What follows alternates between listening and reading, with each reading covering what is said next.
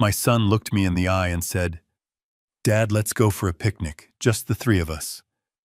I thought it was a peace offering. I thought we were finally going to fix our broken family. Instead, they drove me deep into the Catskills forests, where the cell service dies and the shadows grow long. They told me to take a nap under an old oak tree while they set up the food. But when I woke up, the silence was deafening. No car, no son, no daughter-in-law, just the cold wind and the realization that I had been left there to die. But they made a fatal miscalculation. They thought they were abandoning a helpless old man. They forgot that for 40 years I was the most ruthless risk assessment officer in New York City. And when I finally crawled my way back to civilization 3 days later, bloody and broken, I discovered the true horror. They hadn't just abandoned me. They had already held my funeral. My name is Garrison Ford, and this is how I came back from the dead to destroy the monsters I raised.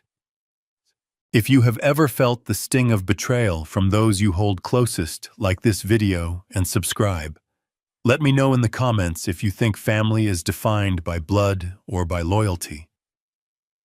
The air inside the SUV was set to 68 degrees, but I was sweating.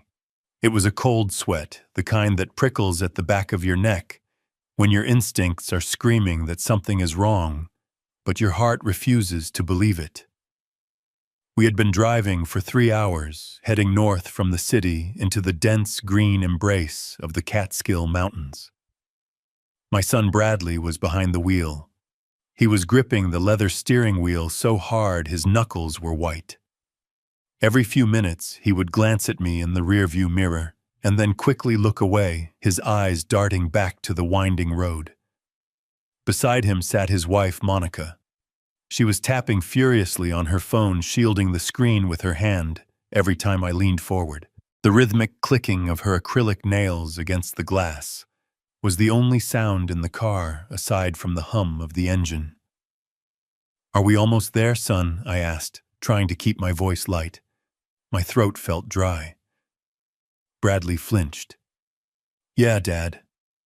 Just a little further. There is a spot Monica found online.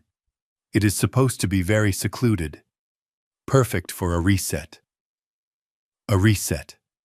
That is what they called this trip. A chance to start over after months of tension. Bradley is 38 years old, but sometimes I still see the boy who used to cry when he scraped his knee. Now, however, he looked haggard. Dark circles bruised the skin under his eyes, and he had gained weight, the kind of bloat that comes from stress and cheap alcohol. He had lost his job 6 months ago, a fact he tried to hide from me until the foreclosure notices started piling up at his door.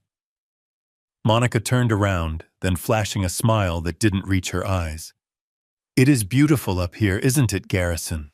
No cell service, no distractions, just us." I looked out the window. The trees were thick here, pressing in on the road like the bars of a cage. She was right about the signal. My old phone had displayed no service for the last 20 miles. It is peaceful. I agreed, though the word felt like a lie in my mouth. I noticed something then. A small detail, but in my line of work, details are the difference between success and bankruptcy. There was a barcode sticker on the passenger side window. "Is this a rental, Bradley?" I asked. "I thought you drove the Explorer." Bradley coughed, clearing his throat nervously. "Oh yeah. The Explorer is in the shop. Transmission issues again. We rented this for the weekend." Better safe than sorry, right? Safe. That word echoed in my head. Why rent a generic black SUV for a family picnic? Why not ask to borrow my car? And why did the car smell of industrial cleaner as if it had been scrubbed of any identity? I sat back, sinking into the seat. My mind drifted to the events of last week. Monica had come over to my small townhouse in Queens. She was frantic, holding a stack of papers. "Dad, we found a better health insurance plan for you," she had said, her voice pitching high. "It covers everything, even long-term care. But the deadline is today. We need you to sign now." I had left my reading glasses in the bedroom. I trusted them. I trusted Bradley. So I signed. I signed page after page, my signature scrawled across lines I couldn't clearly read. Now looking at the back of Monica's head as she texted someone in a place with no signal, a knot of dread tightened in my stomach. What exactly had I signed? "Okay, we are here," Bradley announced abruptly, pulling the car off the pavement onto a dirt track. The vehicle bounced over roots and rocks, driving deeper into the woods than any casual picnicker would go. "This seems a bit deep in, doesn't it, son?" I asked, gripping the door handle. "We want privacy, Dad," Monica said. Her voice was sharp, cutting through the tension. "Don't ruin it." Bradley stopped the car in a small clearing. The trees here were ancient, their branches weaving together to block out most of the afternoon sun. It was dim and cool. "Let's set up," Bradley said, his voice trembling slightly. We got out. My legs were stiff. At 67, I am not as agile as I used to be, though I keep myself in shape. I stretched, hearing my knees pop. Bradley opened the trunk, but instead of a picnic basket, he pulled out a thick wool blanket and a thermos. "Where's the food?" I asked. "Monica is getting it from the cooler in the back seat," Bradley mumbled, avoiding my eyes. "Here, Dad. Why don't you sit down? You look pale." I did feel a bit lightheaded. The car ride had been long and winding. I allowed Bradley to spread the blanket at the base of a massive oak tree.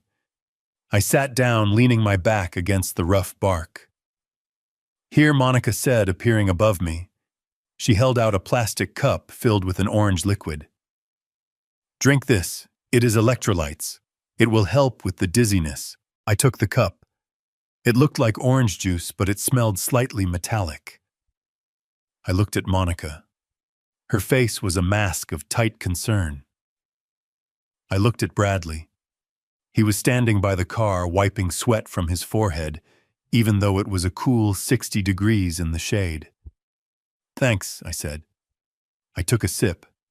It was bitter. Surprisingly bitter for orange juice. "It is organic," Monica said quickly, noticing my hesitation. "No added sugar. Just drink it, Garrison. It is good for you." I didn't want to argue. I didn't want to be the difficult old man they always complained about. So I drank it. I drank it all. Within minutes, the world began to soften at the edges. My limbs felt heavy, as if lead weights had been sewn into my clothes. The sounds of the forest, the rustling leaves, the distant bird calls began to stretch and distort. "I am tired." I slurred my tongue, feeling too big for my mouth. "Just take a nap, Dad." Bradley's voice sounded far away. "We will wake you when the food is ready. Just close your eyes." I tried to keep them open. I tried to look at my son, to ask him why he was crying, because I could see tears streaming down his face as he stood over me. But Monica put a hand on his shoulder and pulled him away. "Let him sleep." "Bradley," she whispered, her voice cold and hard like flint. "Let him sleep." The last thing I saw before the darkness took me completely was the blurry image of my son turning his back on me, walking toward the rental car while his wife checked her watch. When I opened my eyes, it was pitch black. For a moment, I didn't know where I was. I thought I was in my bed at home having a nightmare. I tried to reach for the bedside lamp, but my hand hit damp earth and dry leaves. The memory rushed back like a physical blow. The picnic. The bitter juice, the nap. "Bradley," I croaked. My voice was a wreck, harsh and dry. Silence. I pushed myself up to a sitting position. My head throbbed, a rhythmic pounding behind my eyes that made me nauseous. I blinked, trying to adjust to the darkness. The moon must have been behind the clouds, because the forest was an abyss of shadows. Bradley Monica. I felt around me. The wool blanket was gone. I was sitting on the dirt. I patted my jacket pocket. My phone. I needed my phone. Empty. Panic, cold and sharp, spiked in my chest. I checked my other pockets. My wallet, which I always kept in my inside blazer pocket, was gone. My keys were gone. Even my watch, a vintage Omega that Clara, my late wife, had given me for our 30th anniversary, was missing from my wrist. They had stripped me. I stood up, swaying dangerously. I shouted my son's name again, screaming it until my throat burned. Bradley, don't do this. This is not funny. But there was no answer. Only the wind moving through the trees, sounding like a mournful sigh. I stumbled toward where the car had been parked. I fell to my knees, feeling the ground. Tire tracks. I could feel the deep ruts in the soft mud.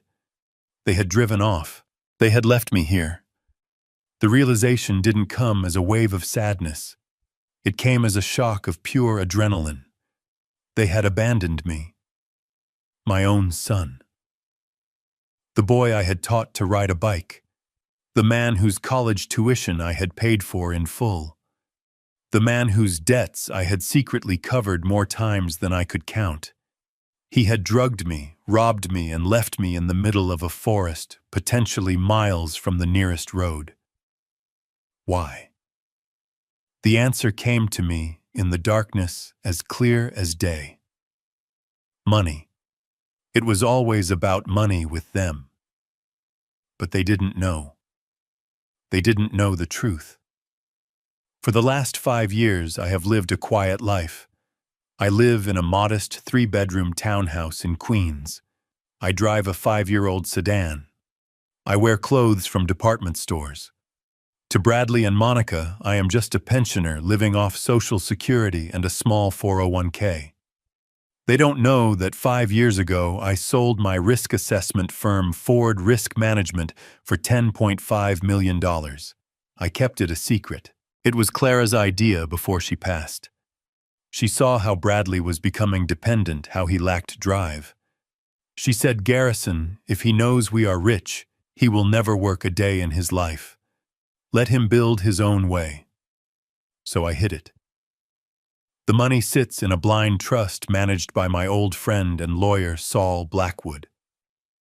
I was waiting. I was waiting to see Bradley mature. I was waiting to see him take responsibility for his life, his gambling debts, his failed crypto investments. I was waiting for him to become a man worthy of that legacy. Instead, he became this, a coward who leaves his father to die in the woods. I sat there in the dark, shivering as the temperature dropped. The drugs were still in my system, making my thoughts sluggish, but the rage was burning them away.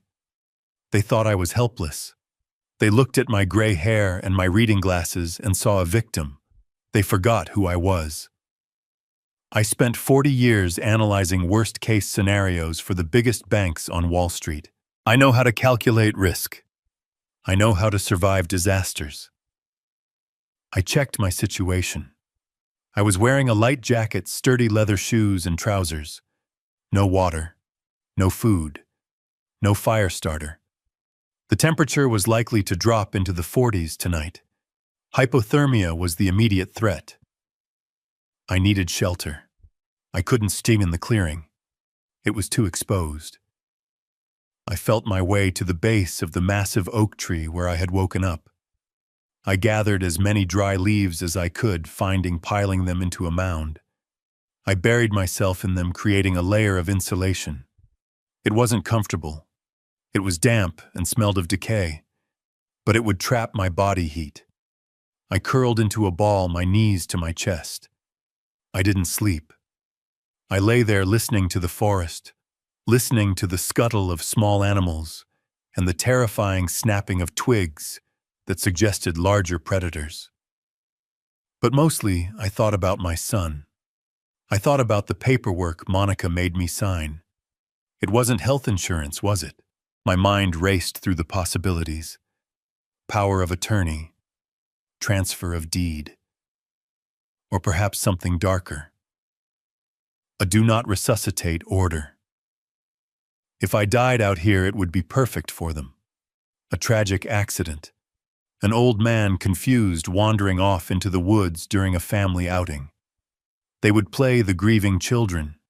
They would inherit the townhouse, the small savings account they knew about. It wouldn't be millions, but it would be enough to pay off Bradley's immediate debts. They had calculated my value, dead versus alive, and decided I was worth more as a corpse. I clenched my fists in the dirt. No, I am not dying here. I am not letting them win. When the sun finally rose, filtering through the canopy in gray shafts of light, I was stiff and aching in every joint. My mouth tasted like bile. I crawled out of my leaf pile and took stock. The woods were dense. No trails. No markers. But I knew the basics. Water flows downhill. Water leads to larger streams. Streams lead to rivers. Rivers lead to towns. I started walking. I found a game trail, a narrow path worn by deer, and followed it downhill. My thirst was becoming a problem. The drug residue had dehydrated me. I found a small trickle of water running over mossy rocks. It was risky, Giardia is no joke, but I needed to keep my strength up. I cupped my hands and drank. The water was freezing and tasted of iron. I walked for hours. My mind drifted in and out of focus. I hallucinated Clara walking beside me in her yellow sundress, telling me to keep moving. "Garrison, you stubborn old goat," she whispered. "Move your feet." I moved them. By midday, my feet were blistered. My expensive leather shoes were not made for this terrain. I slipped on a wet rock and tumbled down a small ravine, tearing my pants and gashing my shin. The pain was sharp and hot, but I welcomed it. It kept me awake. I used a fallen branch as a cane. I kept moving.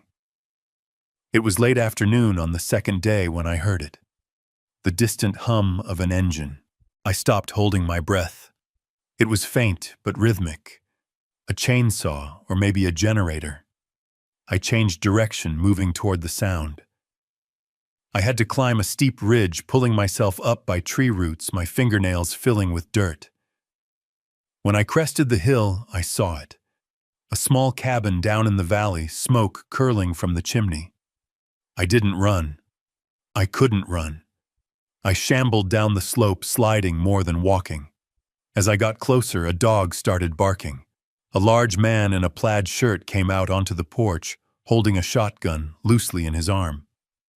"Help!" I croaked. I waved my hand. The man squinted, then lowered the gun. He ran toward me. "Holy smokes, mister. You look like you went 10 rounds with a bear." He caught me just as my legs finally gave out. His name was Miller. He was a trapper living off the grid. He didn't ask too many questions, which I appreciated. He gave me water, warm soup, and a place to sit by the fire. "I need to make a call," I said once I could speak clearly. "Please, it is life or death." "I don't have a landline," Miller said. "But I got a cell. Signal is spotty, but if you stand by the window, you might get 1 bar. He handed me a battered flip phone. I dialed Bradley's number first. My fingers trembled over the keys. It rang and rang. Then voicemail. "Hey, this is Bradley. Leave a message." The sound of his voice, so casual, so normal, made me want to scream. I hung up. I dialed the house phone. No answer. Then I did something I hadn't done in years. I dialed my own number. I wanted to see if anyone was in my house. It rang twice and then someone picked up. Hello? It was Monica. Her voice sounded breathless, excited. In the background, I could hear noise, music, voices, the clinking of glasses. It sounded like a party. Monica, I said. There was a pause, silence on the line. Then a click. She hung up. She didn't scream, she didn't ask who it was, she just hung up. She knew. I looked at Miller. I need to get to New York. I will pay you. I have money. Not on me, but I can get it. Miller looked at me for a long moment, then nodded. I am heading into town for supplies tomorrow morning. I can drop you at the bus station in Kingston. That night on Miller's couch, I didn't sleep. I formulated a plan. I couldn't just walk into my house. They were dangerous. They had crossed the line from ungrateful children to attempted murderers. If I showed up defenseless, they might finish the job. I needed information. The next morning, Miller drove me to Kingston. He gave me $20 for the bus. I promised him I would send him $1,000 as soon as I could. He just shrugged and said, "Pass it on." I arrived in the city in the evening. I looked like a homeless person. My clothes were torn and dirty. I had a beard stubble. I smelled of wood smoke and sweat. I used the last of Miller's money to buy a prepaid phone at a bodega and a large coffee. I sat on a bench in a park near my neighborhood and used the phone's data to search for my name. My hands shook as I typed Garrison Ford, Queens, NY. The first result was an obituary. Garrison Ford, 67, passed away suddenly this Tuesday following a tragic accident. He is survived by his loving son Bradley and daughter-in-law Monica. A private service will be held this Friday. Passed away. Tuesday. Today was Friday. I checked the time. It was 6 p.m. The service was today. I scrolled down. There was a news article from a local paper. Body of Queens man found in car crash. Police have identified the victim of a fiery crash on Route 28 as Garrison Ford.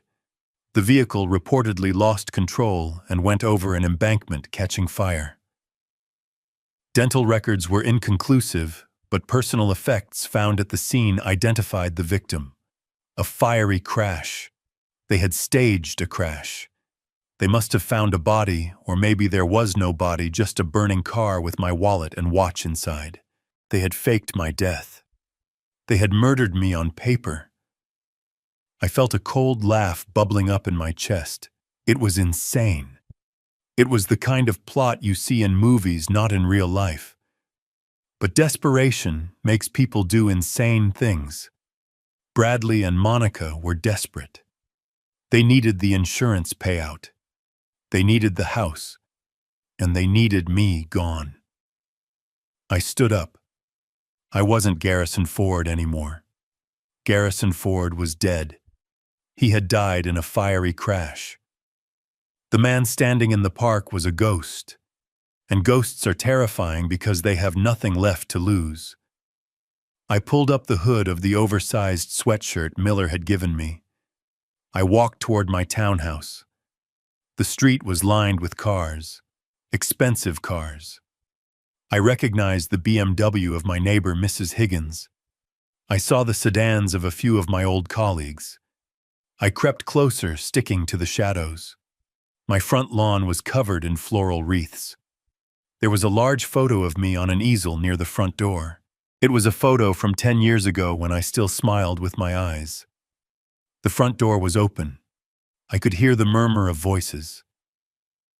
I moved to the side of the house, peering through the living room window. The house was packed. People were wearing black, holding plates of food, drinking wine. It was a wake. And there, in the center of the room, was Bradley. He was wearing a black suit that looked brand new. He was holding a glass of whiskey. He was talking to a man I recognized as the local insurance agent. Bradley looked sad. He was dabbing his eyes with a handkerchief. But I knew my son. I saw the tension in his shoulders, the way he kept checking the room, not with grief, but with anxiety. Monica was near the buffet table. She was wearing a black dress that was a little too tight, a little too revealing for a funeral. She wasn't crying. She was directing the caterers, pointing at trays of food, acting like the lady of the manor. They were hosting a party. My funeral was their housewarming party. I watched them. I watched the people who claimed to love me drinking my wine, eating my food, mourning a box of ashes that wasn't me.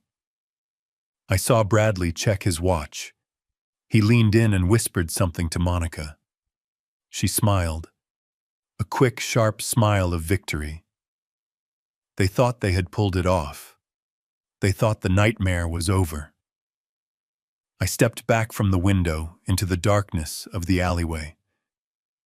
I didn't go in. Not yet. I needed allies. I needed resources. I was legally dead, which meant my bank accounts would be frozen or in the process of being transferred. I couldn't access my money the normal way, but I wasn't a normal pensioner. I turned and walked away from my own wake. I headed toward the subway. I needed to get to Manhattan.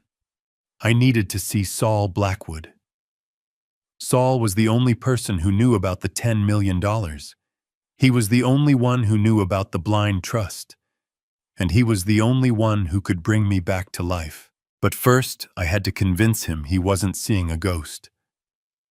As I sat on the rattling subway car, staring at my reflection in the dark window, a dirty, bruised old man with eyes burning like coals, I made a vow. Bradley wanted an inheritance. He wanted my money. I was going to give him something else entirely. I was going to give him a lesson in risk management. He had bet everything on me dying. He was about to lose everything because I survived. The third day was not a day. It was a fever dream suspended between life and death. My right leg had swollen to twice its size, the gash on my shin oozing a yellow fluid that smelled of sickness. I had stopped walking hours ago. Now I was crawling, dragging my body over the damp earth inch by agonizing inch. Hunger had hollowed me out, leaving a dull ache in my center, but thirst was the real killer. It made my tongue swell until it choked me. It made the forest spin. I saw Clara standing behind a birch tree, her face sad and pale. I knew she wasn't there. I knew if I stopped moving to talk to her, I would never get up again. Risk assessment. Probability of survival without intervention, 0. I collapsed near a ridge, my cheek pressed against the cold mud. I was ready to close my eyes. I was ready to let the darkness take me. And then I heard it. The snap of a twig. Not the wind. Not a squirrel. A heavy boot breaking wood. I tried to shout, but only a dry wheeze escaped my lips. I forced my head up. A figure loomed over me. A giant of a man in a flannel shirt holding a rifle. He wasn't looking at me. He was looking at a steel trap clamped around the leg of a rabbit a few feet away. Help! The word was a whisper, a ghost of a sound. But he heard it. The man spun around, his rifle raised. When he saw me, a heap of rags and blood in the dirt, his eyes went wide. He didn't ask questions. He didn't recoil. He dropped his gear and ran to me. "Easy there, old-timer," he grunted, his voice rough like gravel. "I got you." He smelled of tobacco and pine resin. He lifted me as if I weighed nothing. For the first time in 72 hours, I felt warmth. I felt human contact. It was so overwhelming that I wept silent tears that cut clean tracks through the dirt on my face. His name was Miller. He drove an old battered pickup truck that rattled with every bump in the dirt road, but to me it felt like a luxury limousine. He gave me water from a canteen, warm and metallic, but it tasted like life. "Where are we going?" he asked, his eyes on the road. "Hospital is 40 miles out." "No hospital," I rasped. "No police, just a phone." "I need a phone." Miller looked at me sideways. He saw the expensive cut of my ruined jacket, the watch-tan line on my wrist. He probably thought I was a criminal or a fugitive. He didn't care. "In these woods, you mind your own business." "There is a gas station in Shandaken," he said. 5 miles. The drive was a blur of trees and sunlight. My mind was racing faster than the truck. I had to call Bradley. Maybe this was a mistake. Maybe they were looking for me. Maybe they were frantic with worry, searching the woods, calling my name. A part of me, the father in me, still wanted to believe it was an accident. A terrible misunderstanding. Miller pulled up to a dusty gas station with a single pump. He helped me out of the truck and handed me his cell phone. "It is prepaid," he said. "Make it count." My fingers were stiff, coated in dried blood and dirt. I dialed the number I had known by heart for 20 years. Bradley's cell. It rang. 1 ring. 2 rings. 3. I held my breath. "Pick up, son. Please pick up. Tell me you are looking for me. Tell me you are sorry." The line clicked. "The subscriber you have called is not available. Please leave a message after the tone." Voicemail. He had screened the call. Or maybe his phone was off. Or maybe he just didn't care. I hung up. I didn't leave a message. What could I say? "I am alive." "Why did you leave me?" I dialed the house number. The landline in our townhouse in Queens. The phone that sat on the mahogany table in the hallway. It rang, and rang, and rang. No answer. No voicemail. Just the endless hollow ringing echoing in an empty house. Panic began to set in. Not the panic of dying in the woods, but a different kind of terror. The terror of being erased. Miller was inside the station, paying for gas. I limped toward the glass window of the store. There was a rack of local newspapers, but they were days old. I needed information. I needed to know if there was a search party. I needed to know if I was a missing person. I went inside. The clerk, a bored teenager, didn't even look up from his phone. "Excuse me," I said, leaning against the counter to stay upright. "Can I use your computer?" "Please." "It is an emergency." The kid looked at me. He saw the blood on my leg. He saw the desperation in my eyes. He shrugged and turned a laptop toward me. "Knock yourself out." I typed my name into the search bar. My hands were shaking so hard I hit the wrong keys twice. Garrison Ford, Queens, New York. I expected to see a missing persons report. I expected to see a police bulletin. I did not expect to see my own face staring back at me from a digital obituary page. The headline hit me like a physical blow to the chest, knocking the air from my lungs. Tragic loss. Garrison Ford, 67. Dies in fiery car crash. I read the words, but my brain refused to process them. It was impossible. I was standing here. I was breathing. I was alive. I scrolled down, my vision blurring. The article was from the Queens Gazette, dated yesterday. Authorities have identified the victim of a single vehicle accident on Route 28 as Garrison Ford. The vehicle, a rental SUV, lost control and plummeted down a ravine, bursting into flames upon impact.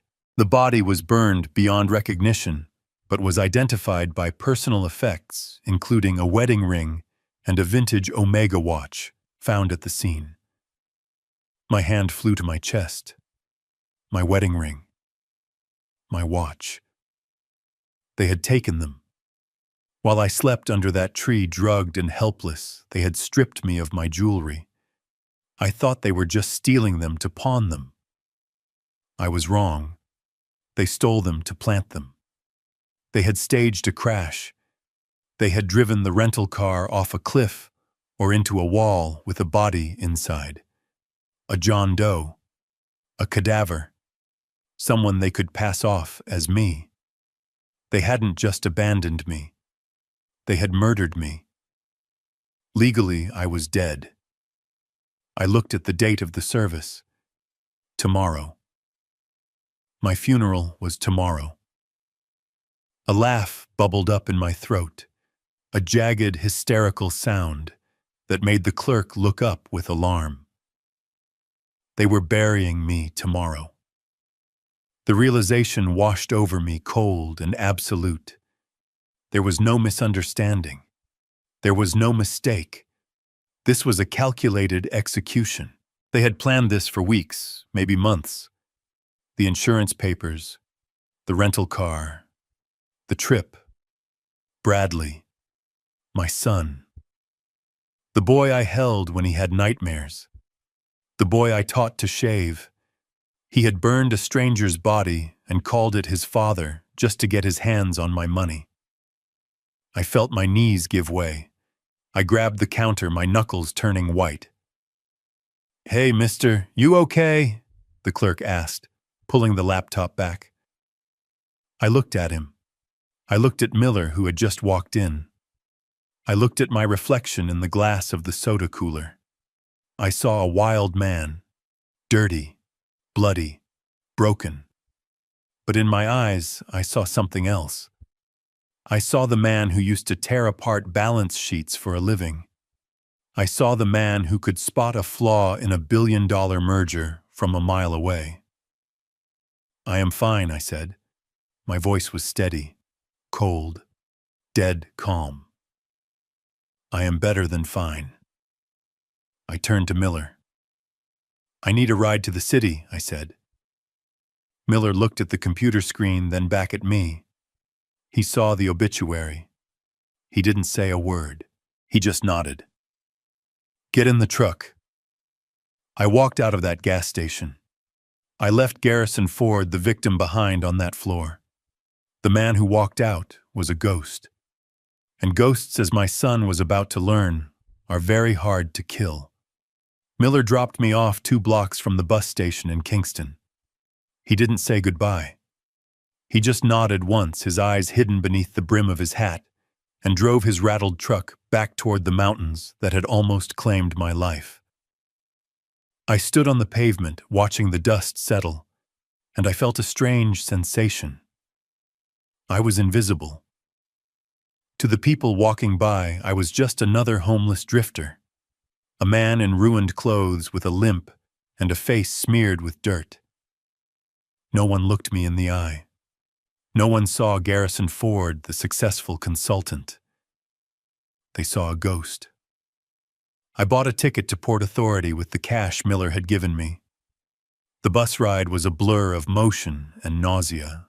I sat in the back, my head against the cold glass, watching the trees give way to suburbs, and the suburbs give way to the gray concrete sprawl of the city.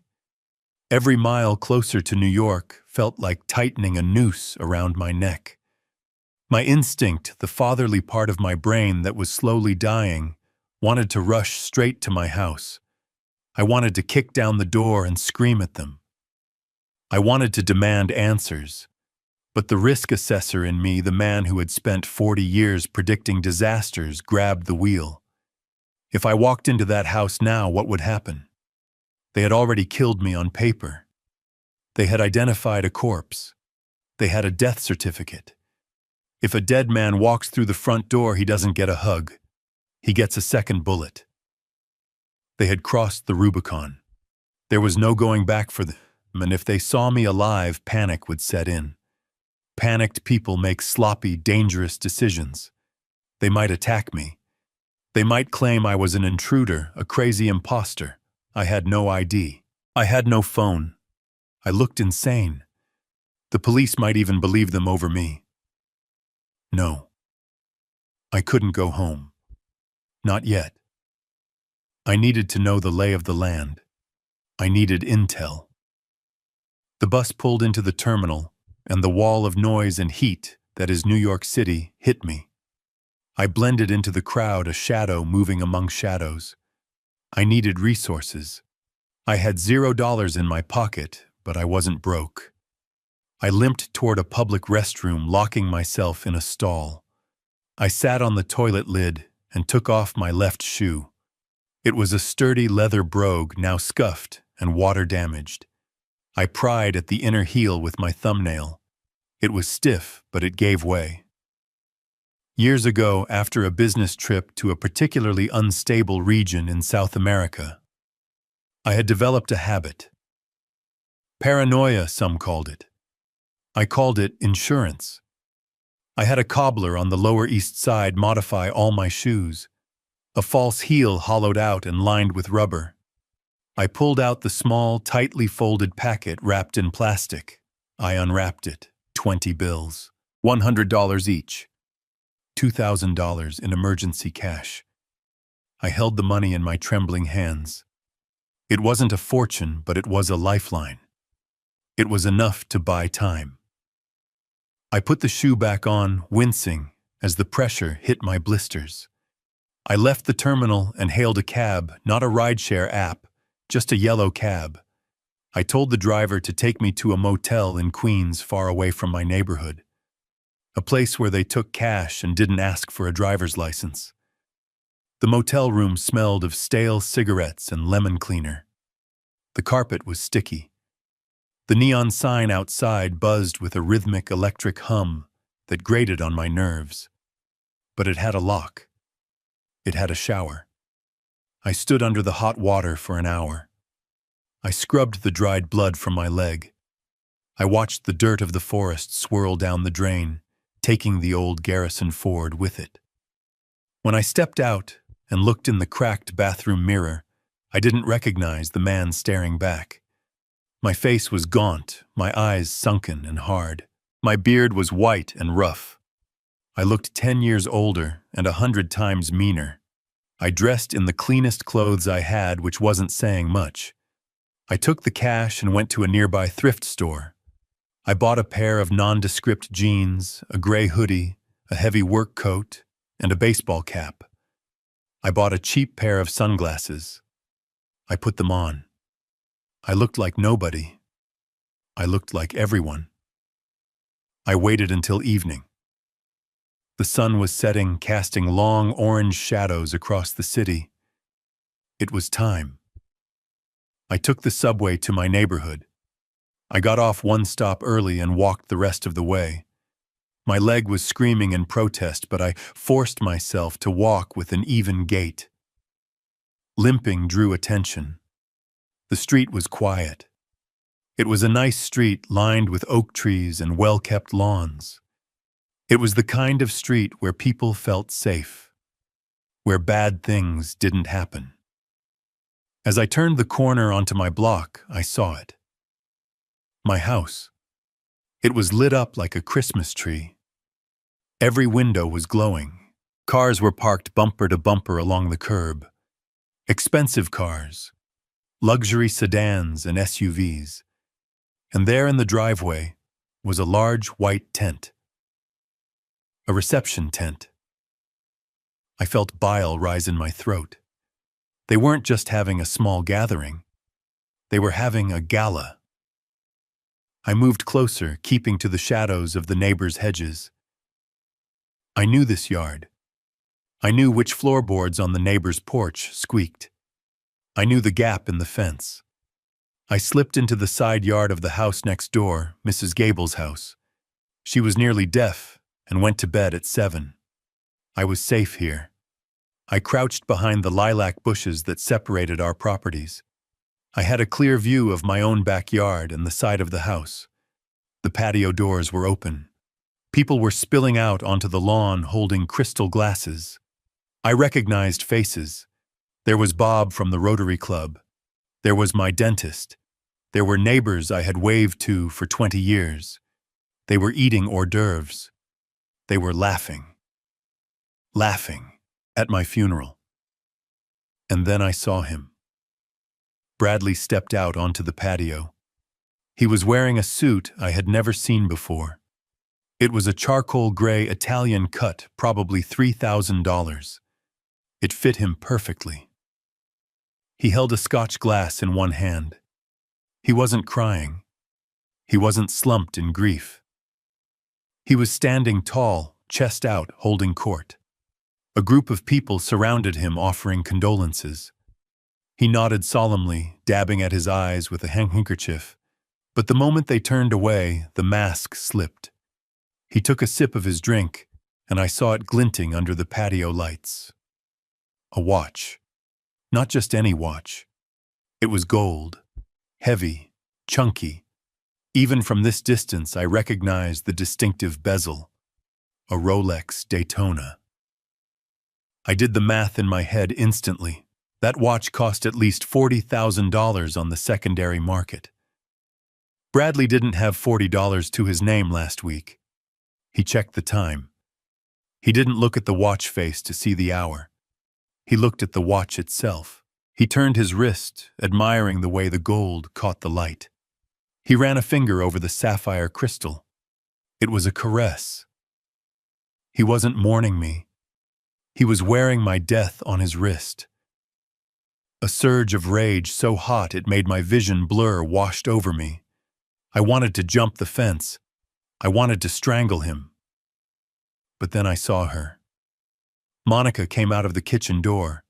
She was wearing a black dress that was tasteful but expensive. She held a clipboard. She was talking to one of the caterers, pointing at a tray of empty glasses and then gesturing sharply toward the bar. She looked annoyed, not devastated, annoyed that the service wasn't fast enough. She walked over to Bradley. She didn't hug him. She didn't offer him comfort.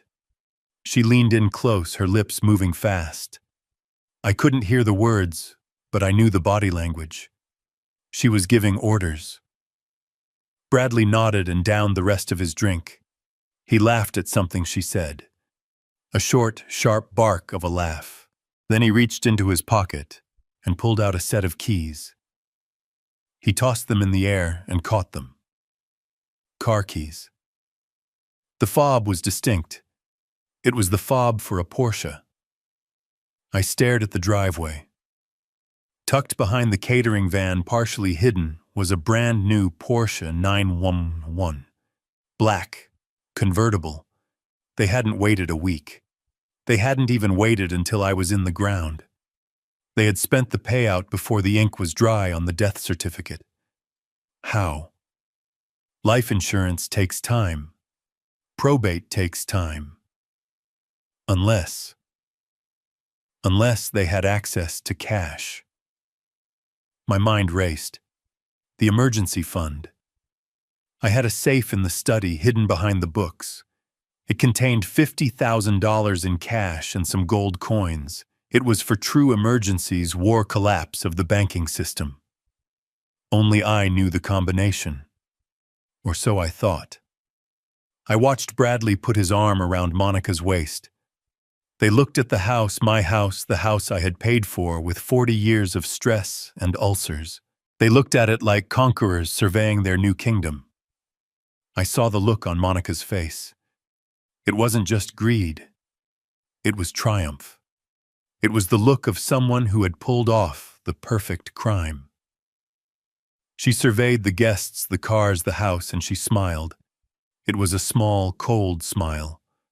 A smile of pure, unadulterated victory. She raised her glass in a silent toast to herself.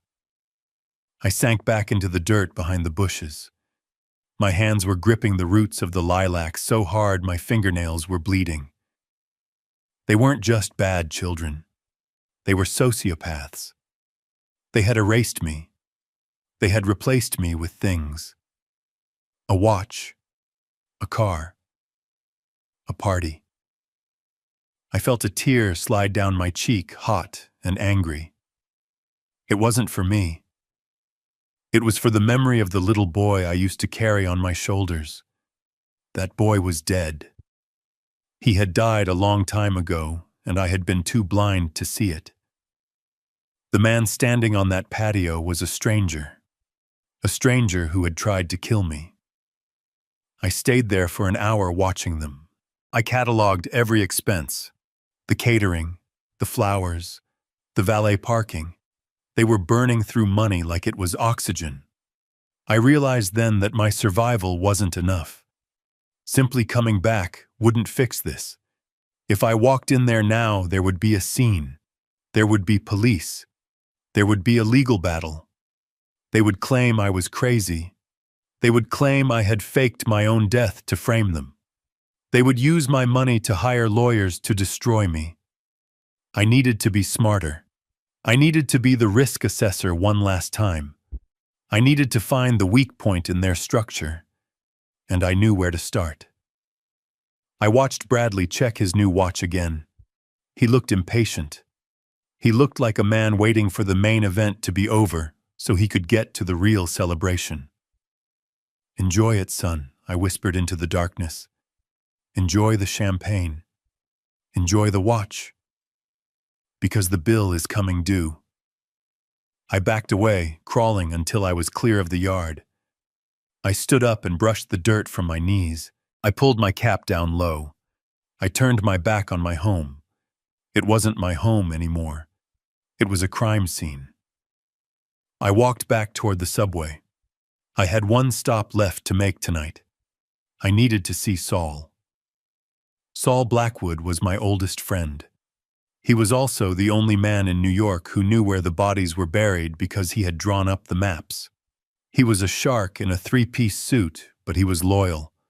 If anyone could help me rise from the grave, it was him. But I had to be careful. To Saul, I was dead too. If I scared him, if I shocked him too much, he might have a heart attack. Or worse, he might call Bradley. No, I had to approach this carefully. I checked my pocket.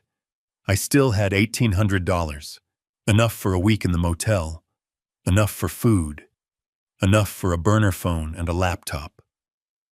I walked into the night, the sounds of my own wake fading behind me. The image of Bradley's gold watch burned into my retinas. That watch was the evidence. That watch was the first thread I was going to pull to unravel their entire tapestry of lies. I wasn't Garrison Ford, the victim. I was the uninvited guest, and I was about to crash the party. Manhattan at night is a beast that never sleeps, but for a man who officially ceased to exist 3 days ago, it felt like a graveyard of glass and steel. I stood across the street from the Blackwood Legal Building, staring up at the 42nd floor. The light was on. I knew it would be. Saul Blackwood didn't believe in office hours. He believed in billable hours and good scotch.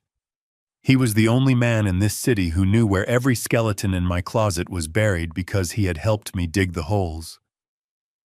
I checked my reflection in a shop window. The disguise I had bought in Queens held up. With the baseball cap pulled low and the heavy coat bulking up my frame, I didn't look like Garrison Ford, the retired risk assessment expert. I looked like a shadow. I looked like one of the thousands of invisible men who haunt the streets of New York, ignored by the wealthy elite rushing to their galas. Getting into the building was the first hurdle. The lobby was guarded by security and turnstiles. In my former life, I would have walked in with a wave and a smile. Tonight, I had to use the service entrance. I knew the code. It was a risk. If they had changed it in the last 6 months, I would be stuck. But Saul was a creature of habit, and he hated changing vendors. The code for the cleaning crew was likely still the same. I punched in the numbers. The keypad beeped green. The lock clicked. I slipped inside, holding my breath. The service elevator was slow-smelling of ammonia and trash bags. As I ascended, the numbers on the display ticked up like a countdown. 30, 35, 40, 42. The doors opened onto a plush hallway lined with mahogany and expensive art. It was quiet. the silence of money working. I walked to the heavy double doors at the end of the hall. They were unlocked. Saul never locked his office when he was inside. He thought he was untouchable. I pushed the door open.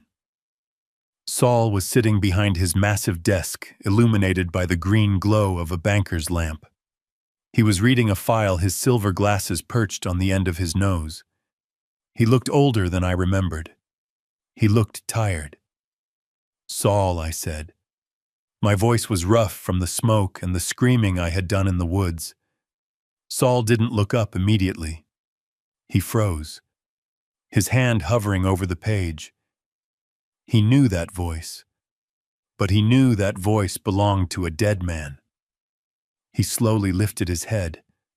When his eyes met mine, the color drained from his face so fast I thought he was having a heart attack. He dropped his pen. It rolled across the desk and fell onto the floor with a clatter that sounded like a gunshot in the silent room. "Garrison," he whispered. He stood up, knocking his chair over. He backed away until he hit the bookshelf. His eyes were wide, terrified. He was looking at a ghost. A dirty, bloodied ghost standing in his pristine office. "I am not dead." "Saul," I said, walking further into the room. "I am not a ghost." Jesus Christ. Saul put a hand to his chest. "Garrison," they said. I went to the service. I saw the urn. It wasn't me, Saul. I reached the desk. I saw the bottle of Macallan 25 sitting on the sideboard. I poured myself a glass, my hands steady despite the adrenaline coursing through my veins. I drank it in one swallow. The burn was grounding. Saul stared at me. He walked around the desk, slowly reaching out a trembling hand. He touched my shoulder. He felt the solid mass of my arm. He let out a breath that sounded like a sob. "You are alive." "How?" "The police report. The crash. The identification." I sat down in one of the leather client chairs. My legs were throbbing.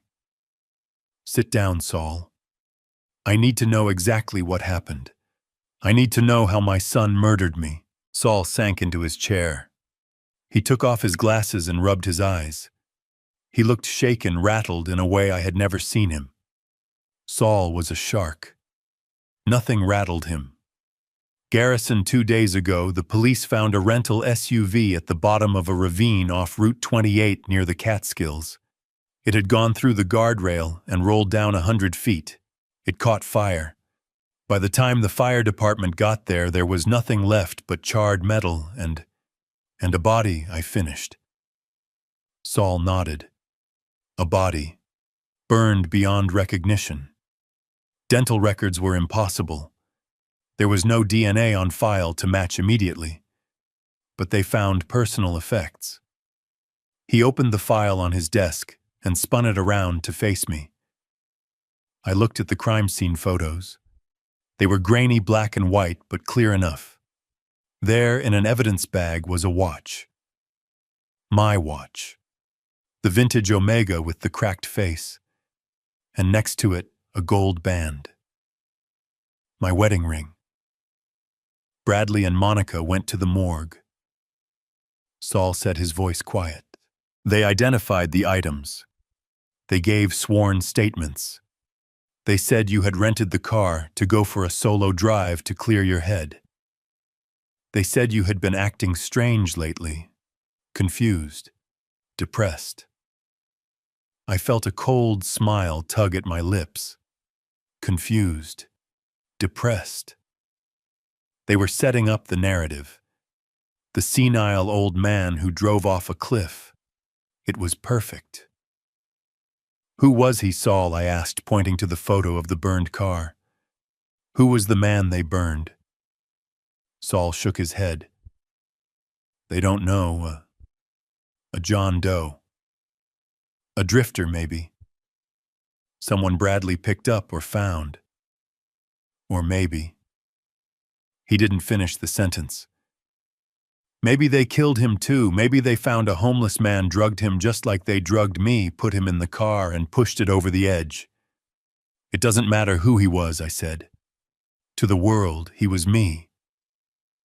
That is the problem, Garrison Saul said, leaning forward. Legally, he is you. The death certificate was signed yesterday morning. It was rushed. Bradley pushed for an expedited process, claiming religious reasons. He wanted you to be at peace. At peace. He wanted the evidence destroyed. And the body, I asked. Cremated, Saul said. This morning, at 8 a.m. I closed my eyes. They had been thorough, ruthless. By cremating the body, they had destroyed the only physical evidence that the corpse wasn't me. There could be no exhumation, no second autopsy, no DNA test. I am ash in a jar, I whispered. Legally, yes, Saul said. And that brings us to the money. I looked at him. The blind trust. The $10 million. It is frozen, Garrison. The moment the death certificate was issued, the trust activation protocols kicked in. But because the beneficiary is your son and the trust was designed to transfer upon your death, the process has started. Can't you stop it? I asked. I am sitting right here. I am the grantor. Saul looked pained. I can stop it, but not instantly. You are legally dead. Your bank accounts are locked. Your credit cards are canceled. Your social security number is flagged as deceased. If I walk into a bank tomorrow and say Garrison Ford is alive, they will laugh at me. They will think I am part of a fraud. We need proof. We need to go to the police. We need to reverse the death certificate. That takes time. Weeks, maybe months. I don't have months, Saul. Bradley knows about the savings. He knows about the house he is already spending. I saw the Porsche. I saw the Rolex. Saul winced. He raided the emergency safe in the study, didn't he? Yes. And he is going to burn through everything else if we don't stop him. But there is something worse, Saul. Something I need you to check. What? The trust. The shadow trust. Saul's eyes went wide. The contingency plan. 10 years ago, when I set up the trust to hide my wealth, I added a clause known only to me and Saul. It was a fail-safe, a poison pill. It was designed for a scenario where I died under suspicious circumstances or where I was coerced into signing over my assets. The shadow trust clause stated that in the event of my sudden death, the assets would not transfer immediately. Instead, they would be placed in a 30-day holding period subject to an independent audit. During that time, the beneficiary would be granted access to a small stipend, but the bulk of the capital would remain untouchable. However, there was an override. If the executor of the estate could prove financial hardship or immediate necessity, the 30-day hold could be waived by the trust manager. You are the trust manager, Saul, I said. Did you waive the hold? Saul looked down at his hands. Garrison, you have to understand. Bradley came in here yesterday. He was a mess. He was crying. He said he had gambling debts. He said there were men threatening to kill him. He said they would come to the funeral. He begged me. He said it was what you would have wanted. To save his life. I felt a spike of betrayal, but I pushed it down. Saul was a lawyer, but he had a soft spot for Bradley. He had known him since he was a baby. Bradley had played him. He had used his own father's death to manipulate my oldest friend. Did you sign the waiver, Saul? Saul nodded slowly. I released the funds. The transfer is scheduled for next week. 7 days. 7 days. In 7 days, Bradley would have $10 million. He would disappear. He would take Monica and vanish to some non-extradition country and live like a king on the money I had bled for. "Cancel it," I said. "I can't," Saul whispered. "I signed the order. It is in the system. The only way to stop it now is a court order. And to get a court order, I need to prove you are alive. I need you to walk into a police station and let them fingerprint you." "No," I said, standing up. Saul looked confused. "Why not?" "It is the fastest way. Because if I go to the police now, Bradley will know. He will be alerted. He will run. Or worse, he will use that money to hire the best criminal defense team in the city. He will claim he made a mistake. He will claim he misidentified the body in his grief. He will get a slap on the wrist for insurance fraud, and he will still be my heir. He will still be the one who tried to kill me. I don't want him arrested, Saul. Not yet." "Then what do you want?" I walked to the window looking out at the city lights. I saw my reflection in the glass. The ghost. "I want him to suffer," I said. "I want him to feel what I felt in those woods. I want him to think he has won. I want him to taste the champagne. And then when he is at the very top of the mountain, thinking he owns the world, I want to push him off." I turned back to Saul. "I need access to the secondary accounts, the ones not in the trust, the offshore operational funds from the old business." Saul hesitated. "Garrison, those accounts are dormant. Accessing them might trigger red flags with the IRS if the owner is deceased." "I am not deceased, Saul. I am standing right here. And I need capital. I need to buy a suit. I need to hire a team. I need to rent a car. I am going to crash my own funeral reception, Saul. Or rather, the reading of the will." Saul looked at me. He saw the cold calculation in my eyes. He saw the risk assessor weighing the variables. He took a deep breath and reached into his desk drawer. He pulled out a black ledger and a heavy iron key. "The Cayman accounts," he said. "There is about 200,000 in liquid cash. It is not connected to your social security number. It is connected to the corporation." "Good," I said, taking the key. Saul stood up.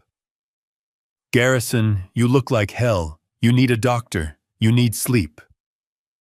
"I will sleep when this is over," I said. "Right now I have a son to educate."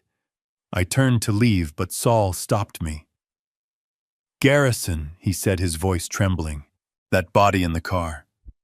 If they killed someone to fake your death, this isn't just fraud. This is capital murder. If you go after them alone, they will kill you. They have nothing left to lose." I touched the scar on my shin where the forest had tried to eat me. "Neither do I, Saul. Neither do I." I left the office. I had money. I had an ally. And I had 7 days before the transfer went through. 7 days to build a trap. I went back to the motel. I sat on the bed and counted the cash Saul had given me from his office safe. $5,000 to start. I needed a phone that couldn't be traced. I needed a car that didn't exist on paper. And I needed to know exactly who Bradley owed money to. Because if Bradley was desperate enough to kill his father, he was desperate enough to make mistakes. And I was going to find every single one of them. I lay back on the lumpy mattress, staring at the water-stained ceiling. I thought about the woods. I thought about the cold. I thought about the bitter taste of the orange juice. My son wanted a picnic. I was going to give him a banquet of consequences. And he was going to choke on every bite. The office air conditioning hummed with a low vibration that felt like the pulse of the building itself. Outside the floor-to-ceiling windows, Manhattan was a grid of light and ambition. But inside Saul Blackwood's office, the atmosphere was heavy with the weight of dead men's secrets.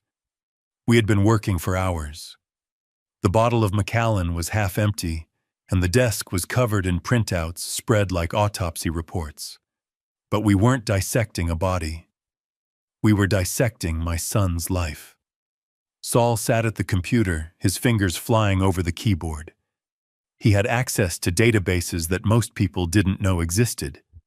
Credit bureaus were just the surface. Saul knew how to look into the dark corners of the financial world, the places where desperation leaves a digital footprint. I stood behind him, my hand resting on the back of his leather chair. My eyes scanned the glowing screen. I was looking for the motive. I knew they wanted money, but murder is an extreme solution. Murder is a high-risk strategy. People don't kill for comfort. They kill for survival. There it is, Saul whispered. He hit a key and a spreadsheet expanded, filling the monitor with rows of red numbers. It was a forensic accounting of Bradley's existence for the last 18 months. It was a disaster. It was a catastrophe of bad decisions fueled by arrogance and stupidity. Bradley had leveraged everything. He had taken out 3 mortgages on his house in Jersey, using forged income statements. He had maxed out 11 credit cards. But that was just the tip of the iceberg. The real horror was in the investment accounts. He was shorting crypto, I said, my voice flat. He wasn't just shorting it, Garrison Saul said, pointing to a column of figures. He was trading on margin. He was betting money he didn't have on markets he didn't understand. Look at the dates. I leaned in. The dates corresponded with the tech crash 6 months ago. In a span of 48 hours, Bradley had lost $400,000. But he didn't stop. He doubled down. He tried to chase the loss. He went to the private lenders, I said. Saul nodded grimly. He pulled up another window. This wasn't a bank statement. It was a surveillance report from a private intelligence firm Saul used for background checks on high-stakes litigation. This is a list of known associates linked to a shell company called North Star Finance, Saul said.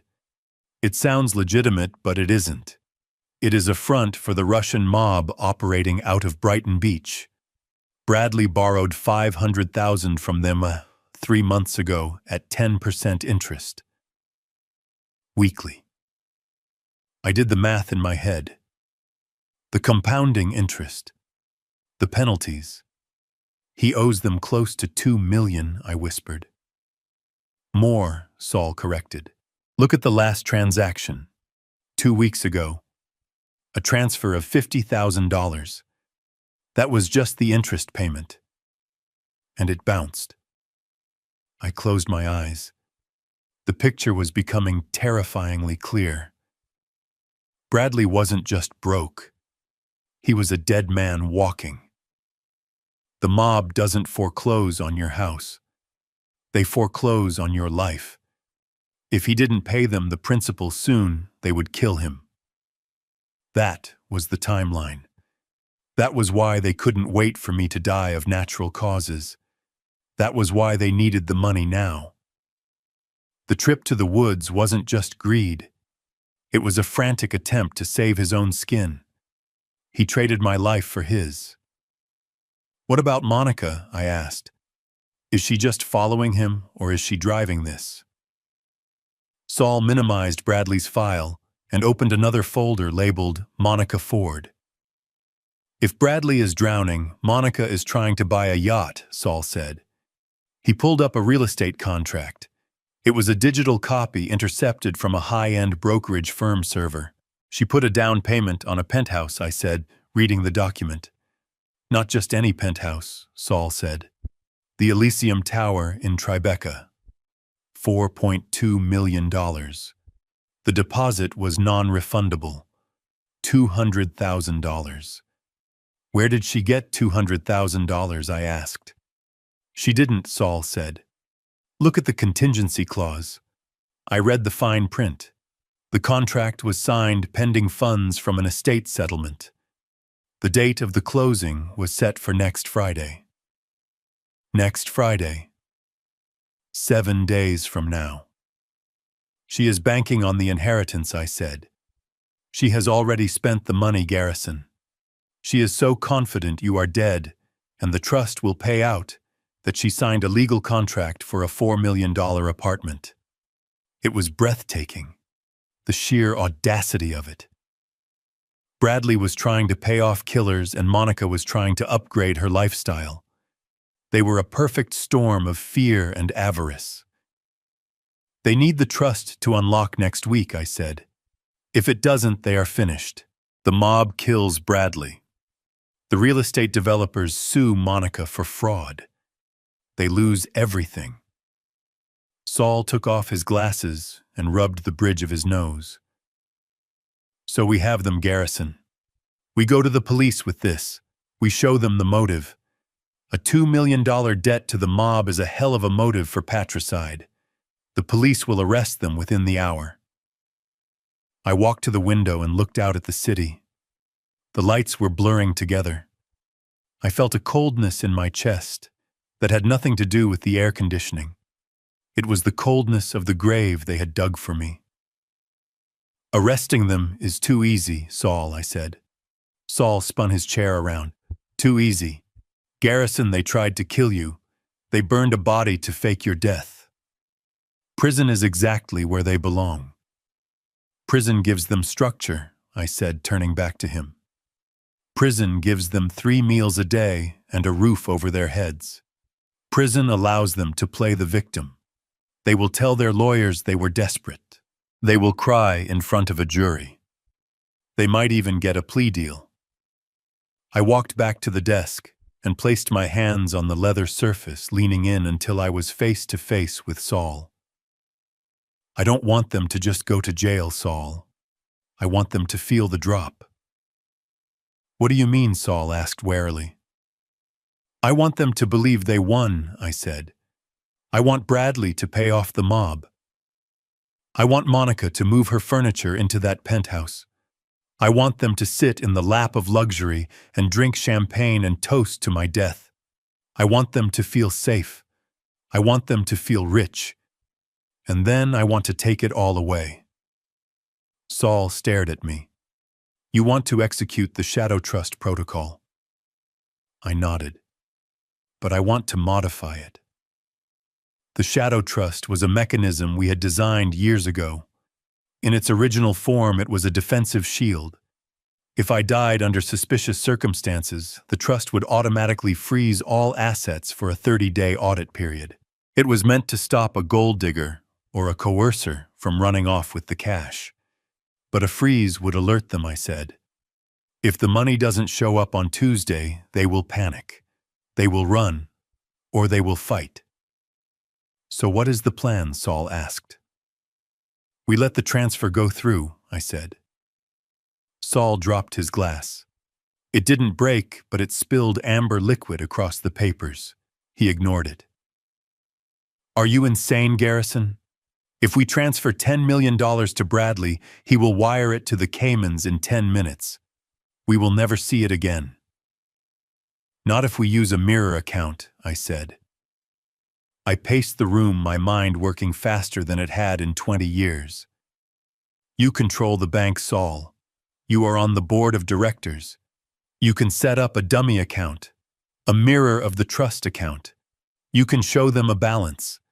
You can give them a debit card linked to a line of credit that looks like the trust but is actually controlled by us. Saul was listening now, his lawyer brain catching up to my risk assessment brain. We give them a view-only access, he muttered. We let them see the 10 million. We let them make transfers, but we set a 24-hour settlement period on all outgoing wires. Exactly, I said. We let them write the checks. We let Bradley wire the money to the mob. We let Monica wire the money to the real estate developer. The bank sends a confirmation code. Transaction pending. To them, it looks done. They will think the money is moving. And then Saul said, a slow smile spreading across his face. And then I said, we reject the transfers. Insufficient funds, account frozen, fraud alert. I sat down opposite him. Imagine it, Saul. Bradley calls the mob boss. He says the money is sent. The mob boss sees the pending notification. He backs off. Bradley thinks he is safe. Monica signs the final deed on the penthouse. She moves in. She throws a party. And then 24 hours later, the money bounces. The mob comes back, and this time they are angry because he lied to them. The real estate developer evicts Monica and sues her for breach of contract. They will be on the street. They will be hunted. They will have nothing. And that is when I walk in. Saul looked at me with a mixture of horror and admiration. That is diabolical, Garrison. It is dangerous. If the mob gets to Bradley before the police do, he is dead. That is a risk I am willing to take, I said coldly. He was willing to let me die in the woods. He was willing to let nature eat me. I am just returning the favor. I am letting his own nature eat him.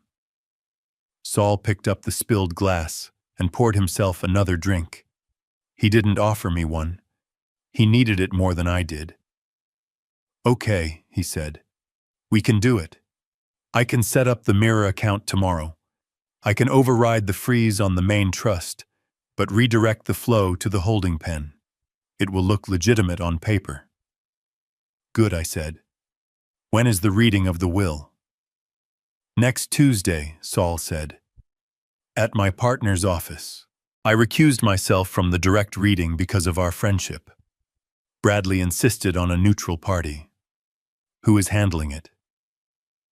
Jimenez. He is young, ambitious. He doesn't know about the shadow trust. He only knows what is in the main file. Perfect, I said. Let Jimenez read the will. Let him tell them they are rich. Let them sign the papers.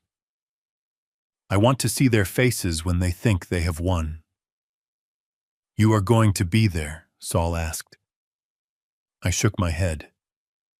Not at the reading. If I show up too early, the shock will be too physical. They might have a heart attack or run out of the room. I want them to sign. I want their signatures on the acceptance of the estate. That makes them legally liable for the fraud. Once they sign for the money, they are confirming my death. That is the final nail in their coffin. So when do you reveal yourself? I leaned back in the chair, stretching my aching leg. I will wait until the money bounces, I said. I will wait until the panic sets in. I will wait until they are screaming at each other, trying to figure out where the $10 million went. Then I will come back from the dead. Saul looked at the file on his desk, the picture of the burned car, the picture of my watch. You know, Garrison, he said softly, there is one variable you haven't accounted for. What is that? The body, Saul said. If you come back, the police are going to ask who was in that car. If Bradley didn't kill him, if it was just a body he bought from a morgue or stole, that is one thing. But if he killed a drifter to fake your death, you are walking into a murder investigation. You will be a suspect too. They will ask why you waited, why you let them spend the money. I have thought about that, I said. That is why I need you to hire a private investigator. Not one of the corporate guys, someone who knows the streets. I need to know who died in that car. I need to know where Bradley got him. Saul nodded, writing on a legal pad. I know a guy. Ex-homicide. He can find out. Good. I stood up. My body was screaming for rest, but my mind was wired. One more thing, Saul. Yes. I need access to the penthouse security system, the Elysium Tower. If Monica is moving in, they will have given her access codes or temporary keys for the inspection. Saul raised an eyebrow. Why? Because I want to watch, I said. I want to see them celebrate. I want to see the moment the champagne turns to vinegar in their mouths. Saul sighed. He typed something into his computer. The Elysium is a smart building. The developer is a client of the firm. I can get you a guest login for the security feed. I will tell them we need to verify the asset for the trust. Thank you, Saul. I walked to the door. Garrison Saul called out. I turned. Be careful. When you corner a rat, it bites. I touched the brim of my baseball cap. I am not the rat, Saul. I am the exterminator. I left the office and melted back into the night. The city was loud, alive, and indifferent. I walked toward the subway, my hand in my pocket clutching the roll of cash. I had a week to kill, a week to prepare, a week to become someone else. I checked into a different motel this time in Brooklyn. I paid for the week in advance. I bought a burner laptop and an encrypted Wi-Fi hotspot. I spent the next 3 days turning that motel room into a war room. I printed out the bank statements Saul had sent to my secure email. I taped them to the wall. I drew lines connecting Bradley to the mob, to the crypto exchange, to the rental car company. I built a map of his desperation. I found the rental car agency. I hacked into their reservation system using an old password from my auditing days. Bradley had rented the SUV under his own name, but he had paid for the extra insurance. The walk-away insurance. He had planned the crash from the start. I found the listing for the penthouse. It was garish. Gold fixtures, marble floors, a view of the Hudson. It was everything Monica wanted, and everything she didn't deserve. I watched the security feed Saul had sent me. The apartment was empty, waiting for its new owners. It looked like a stage set for a tragedy. On the 4th day, the investigator Saul hired called me. His voice was gravelly like Miller's. Mr. Ford, I have an ID on your John Doe. Who was he? I asked, my grip tightening on the phone. His name was Arthur Penhaligon, homeless veteran. Lived under the bridge near the expressway. He disappeared 3 days before your crash. Did they kill him? I asked the question hanging in the air like smoke. Medical examiner report was sealed, but I got a peek, the investigator said. No smoke in the lungs. I closed my eyes. That means he was dead before the fire started. Broken neck, the investigator said. Hyoid bone fracture. Someone strangled him or snapped his neck. It wasn't an accident. Thank you, I said. I hung up. So it was murder. They had killed a man, an innocent man who had survived a war, only to be murdered by my son for a payout. The rage I felt before was a candle compared to the inferno that roared to life inside me now. This wasn't just about money anymore. This was about justice. This was about retribution. Bradley wasn't just a thief. He was a killer. And Monica was his accomplice. They deserved everything that was coming to them. I looked at the wall covered in papers. The web of lies was complete. I had the motive. I had the method. I had the evidence. Now all I had to do was wait for them to walk into the trap. Tuesday came, the day of the reading. I sat in my motel room watching the clock. 10:00 a.m. They would be walking into Jimenez's office right now. They would be wearing black, trying to look somber. They would be holding hands, trying to stop their palms from sweating. I imagined Jimenez opening the file. I imagined him reading the words I had written 10 years ago. I leave my entire estate to my beloved son Bradley. I imagined the relief washing over them, the tears of joy, the signing of the papers. I picked up my phone and sent a text message to Saul. Execute. A moment later, a reply came back. Done. The transfer is initiated. 24-hour hold is active. I leaned back on the bed. The money was in the water. The sharks were circling, and the bait had just been taken. Now the real game began. I opened the laptop and logged into the bank's mirror site Saul had set up. I watched the numbers change. Balance $10, $500, and $1,000. Status available. It was a lie. A beautiful digital lie. 10 minutes later, the activity started.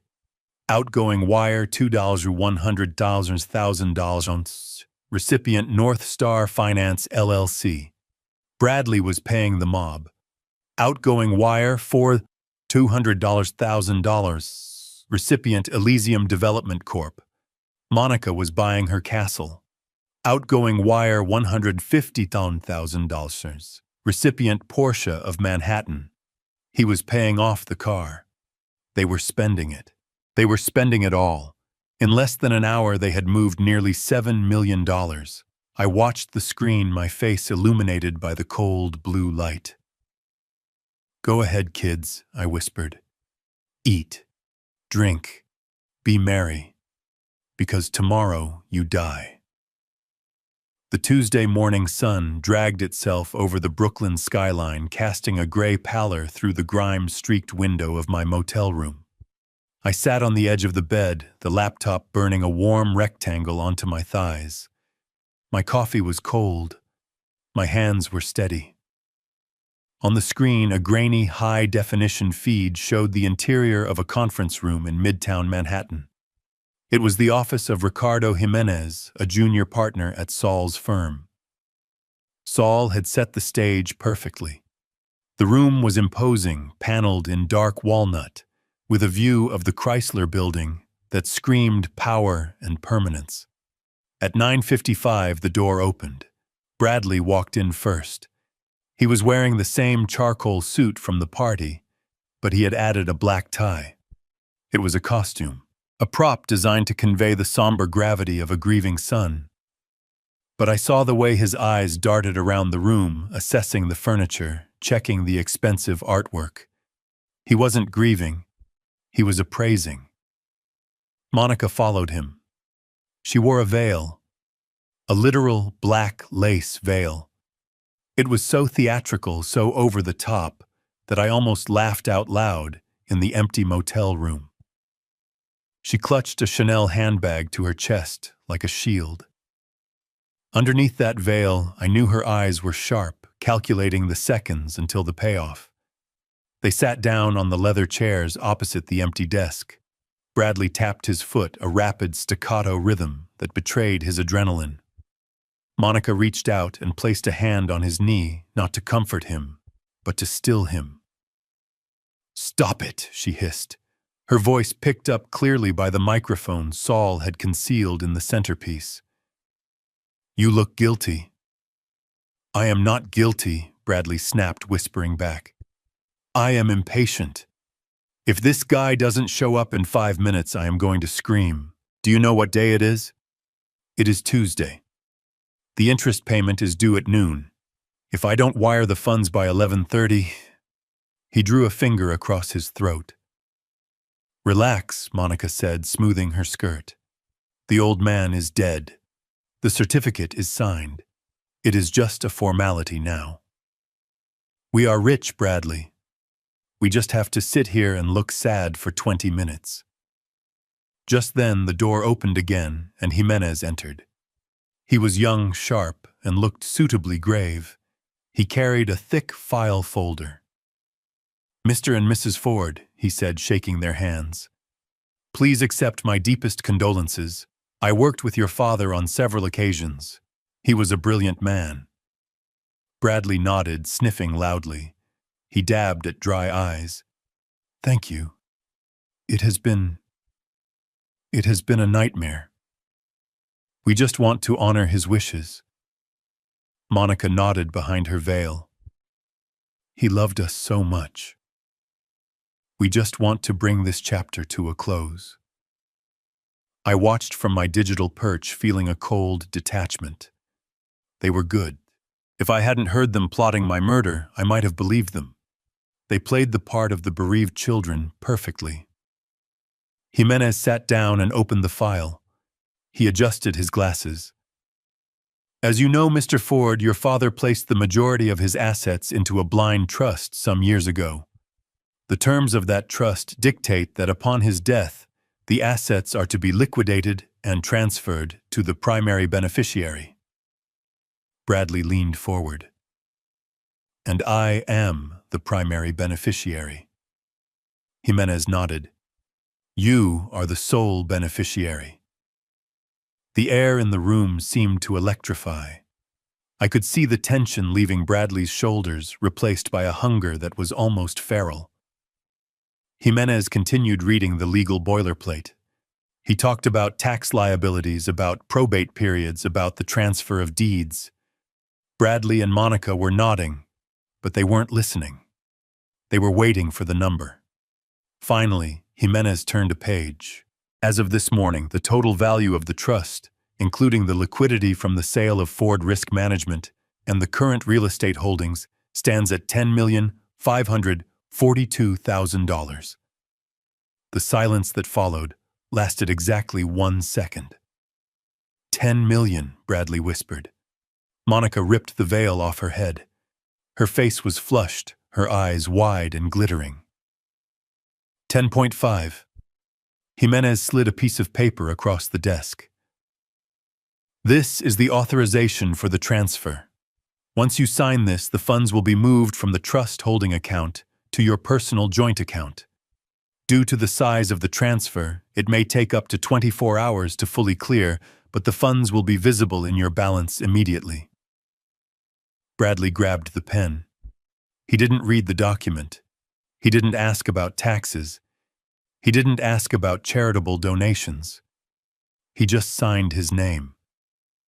He signed it so hard the pen tore through the paper. He pushed the paper back to Jimenez. Done. Jimenez signed the bottom line. He stamped it.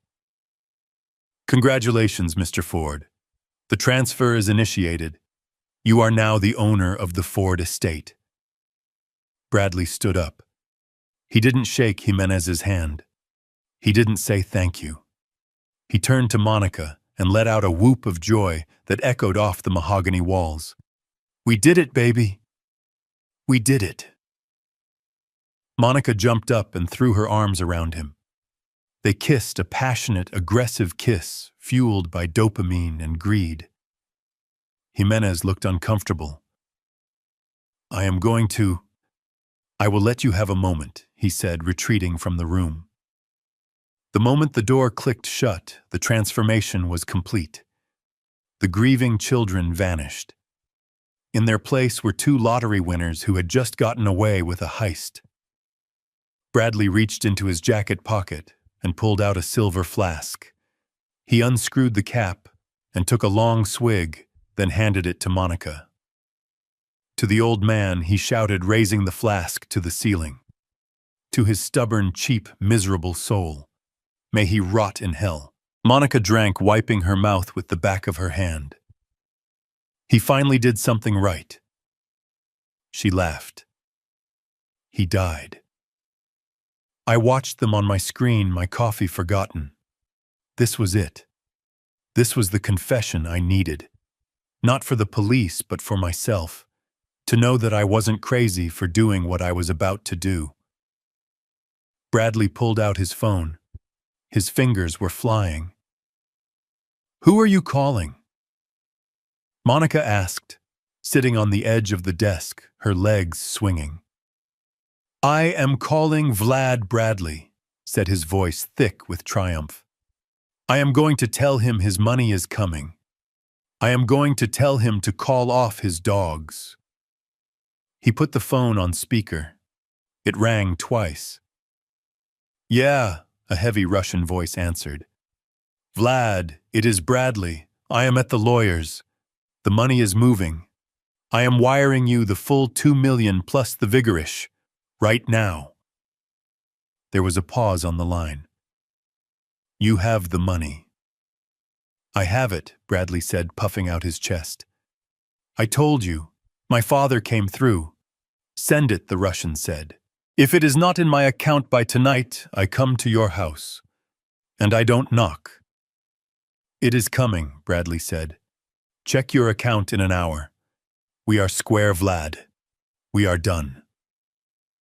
He hung up and let out a breath that shook his whole body. He slumped into the chair, laughing hysterically. I am alive, Monica. I am alive. He didn't kill me. Monica walked over and massaged his shoulders. Of course he didn't. We handled it. We did what we had to do. Bradley looked up at her, his eyes wet. You know, for a minute in the woods, I thought he was going to wake up. When I put him under that tree, he looked so peaceful. I almost what? Monica snapped, her voice sharp. Almost backed out. Almost let us lose everything. No, Bradley said, hardening. No, I did it. I walked away. I left him there.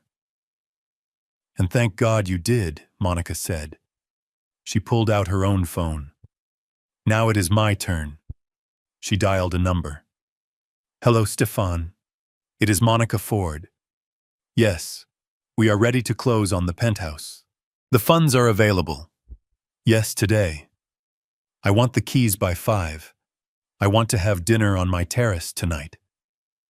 She listened for a moment, smiling. Yes, wire the full deposit plus the first year's maintenance fees. We are paying cash for the upgrades, too. I want the marble floors in the master bath. The Italian marble. Yes, do it. She hung up and spun around in a circle, her black dress flaring out. $4 million, Bradley. A view of the Hudson. A doorman. No more renting. No more hiding. We are going to be the kings of New York. Bradley took another drink from the flask.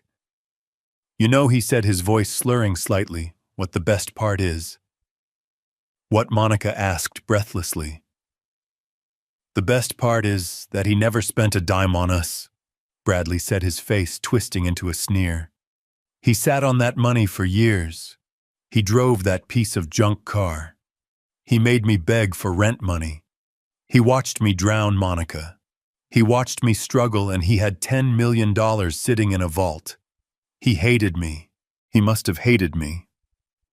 He didn't hate you, Monica said dismissively. He was just a selfish old miser. He thought he was teaching you a lesson. Well, look who learned the lesson now. Yeah, Bradley laughed, a cruel, ugly sound. He learned that gravity works. I flinched in the motel room. Gravity. He tripped, he whispered to himself, mimicking the story they told the police. He tripped and fell. Oops. They weren't talking about the car crash. They were talking about the cliff. Wait, Monica said, freezing. Did you transfer the money to the car dealership? Not yet, Bradley said, fumbling with his banking app. I am doing it now. 150 large, the Porsche is mine. No more lease, title in hand. He tapped the screen. Boom. Sent. Vlad sent. Porsche sent. Your apartment sent. He looked at the balance on the screen. We still have 4 million left, he said, his eyes wide. 4 million liquid. Monica, we can do anything. We can go to Saint-Tropez. We can buy a boat. Let's book first-class tickets for tomorrow, Monica said. I want to get out of the city. I want to go somewhere warm where nobody knows us. Done, Bradley said. Paris. We will go to Paris. We will shop on the Champs-Élysées. We will drink wine that costs more than my dad's car. They toasted again, clinking the flask against the side of the desk. To Garrison Ford, Monica said, smirking. The best father-in-law a girl could ask for. Because he is dead. Bradley laughed. To the old bastard. Thanks for the cash, Dad.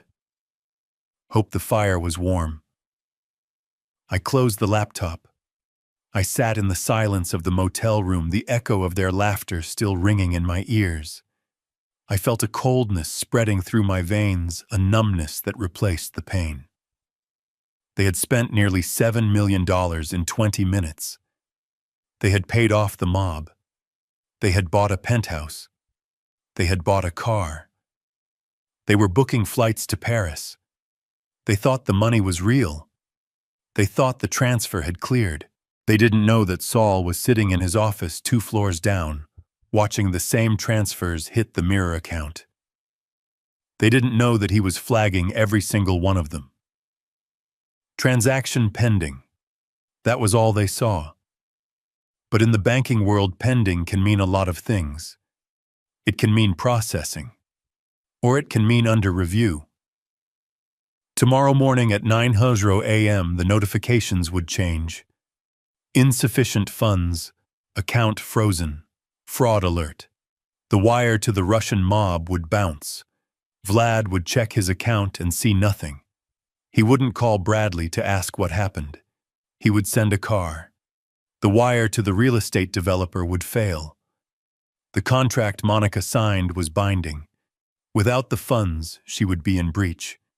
They would sue her for the deposit she didn't have. The Porsche dealership would report the car stolen, and the airline tickets would be canceled. They were celebrating on the edge of a volcano, and the ground was about to open up.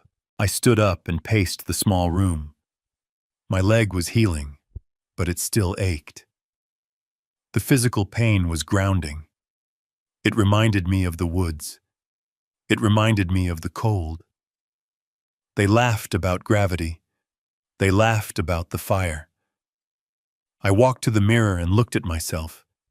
The beard was fuller now. The eyes were harder. I didn't look like a victim. I looked like a predator. I picked up the burner phone. I dialed Saul's number. "It is done," he answered on the first ring. They signed. "The transfers are initiated. I have flagged them all." "Good," I said. Garrison Saul said, his voice hesitant. "I heard them. On the feed. The things they said. I know, Saul. I am sorry. I didn't realize. I didn't realize how much they hated you." "It is better this way," I said. "No ambiguity, no doubts." "What happens now?" Saul asked. "Now we wait," I said. "We wait for the sun to rise. We wait for the emails to start bouncing. We wait for the panic. And then I come home." I hung up. I lay down on the bed, fully clothed. I knew I wouldn't sleep. I watched the ceiling fan spin a slow, hypnotic circle. Tomorrow was the day. The resurrection. I imagined Bradley's face when his card was declined. I imagined Monica's face when the realtor told her to get out. But mostly, I imagined the moment they saw me. I wasn't going to yell. I wasn't going to scream. I was going to be calm. I was going to be the professional. I was going to give them the final risk assessment of their lives. And the result was going to be total loss. The night dragged on. The city sounds outside faded into a low hum. I checked my watch, the cheap plastic digital one I had bought at the thrift store. 3:00 a.m. 6 hours. In 6 hours, the illusion would break. I closed my eyes, and for the first time in a week, I let myself feel the grief. Not for myself, but for the family that never existed. For the lies I had told myself for years. That Bradley was just going through a phase. That Monica was just ambitious. That they loved me deep down.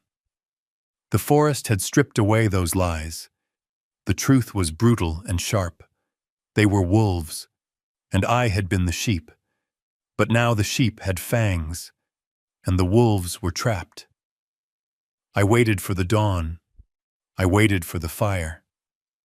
This time I wasn't the one who was going to burn. The pen scratched against the paper. It was a dry, harsh sound in the quiet opulence of the conference room. I watched the monitor in the motel room one last time, seeing Bradley pressed down with the full weight of his greed. He signed his name with a flourish, a signature that he believed unlocked a kingdom. Jimenez witnessed it. The stamp came down. Thump. It was done. The legal transfer was initiated. The trap was sprung. I closed the laptop. I stood up and smoothed the lapels of my suit. It was a charcoal, three-piece bespoke wool cut by the finest tailor in Manhattan, paid for with cash from the Cayman account. My shoes were polished to a mirror shine. My beard was shaved, leaving only a trimmed gray goatee that made me look harder, sharper. The ghost of the Catskills was gone. Garrison Ford, the CEO, had returned. I walked out of the motel room and into the waiting black town car I had hired. The driver held the door. We drove in silence toward Midtown. My heart was beating a slow, steady rhythm. Boom, boom, boom. It was the rhythm of a judge's gavel. We pulled up to the office building. I didn't use the service entrance this time. I walked through the front doors. The security guard stopped me for a fraction of a second, then recognized the suit, the walk, the air of absolute authority. They stepped aside. I rode the elevator up. 42nd floor. When the doors opened, I wasn't alone. Waiting for me in the lobby as arranged were three men. Saul Blackwood stood in the middle, looking pale but determined. To his left was District Attorney Marcus Stone, a man known for his hatred of white-collar fraud. To his right was Sheriff Miller. Not the trapper I met in the woods, but his brother, the county sheriff of Ulster, wearing his uniform, his hat tucked under his arm, his face set in stone. Ready? Saul asked, his voice barely a whisper. I nodded. Open the door. We walked down the hallway. I could hear laughter coming from the conference room. Bradley and Monica were celebrating. They were toasting their victory. Saul reached the double doors. He didn't knock. He threw them open with both hands. The heavy wood slammed against the walls with a crack like a gunshot. The laughter inside died instantly. Bradley was standing by the window, a glass of champagne halfway to his lips. Monica was sitting on the edge of the desk, scrolling through her phone, probably looking for furniture for the penthouse. Jimenez jumped in his seat. They all turned. And they saw me. I stepped into the room. I didn't say a word at first. I just walked to the head of the table. I looked at Bradley. I looked at the color drain from his face, leaving him looking like wet dough. I saw his eyes bulge, his mouth open and close like a fish on a hook. He dropped the glass. It didn't break on the carpet, it just bounced, spilling expensive vintage champagne all over his new Italian shoes. Dad, he whispered. It was a sound of pure terror. I smiled. It wasn't a warm smile. It was the smile of a wolf that has just cornered a rabbit. I heard you kids threw a grand farewell party for me yesterday, I said, my voice filling the room calm and resonant.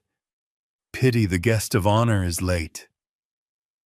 Monica made a sound in the back of her throat, a strangled gasp. She scrambled off the desk, backing away until she hit the wall.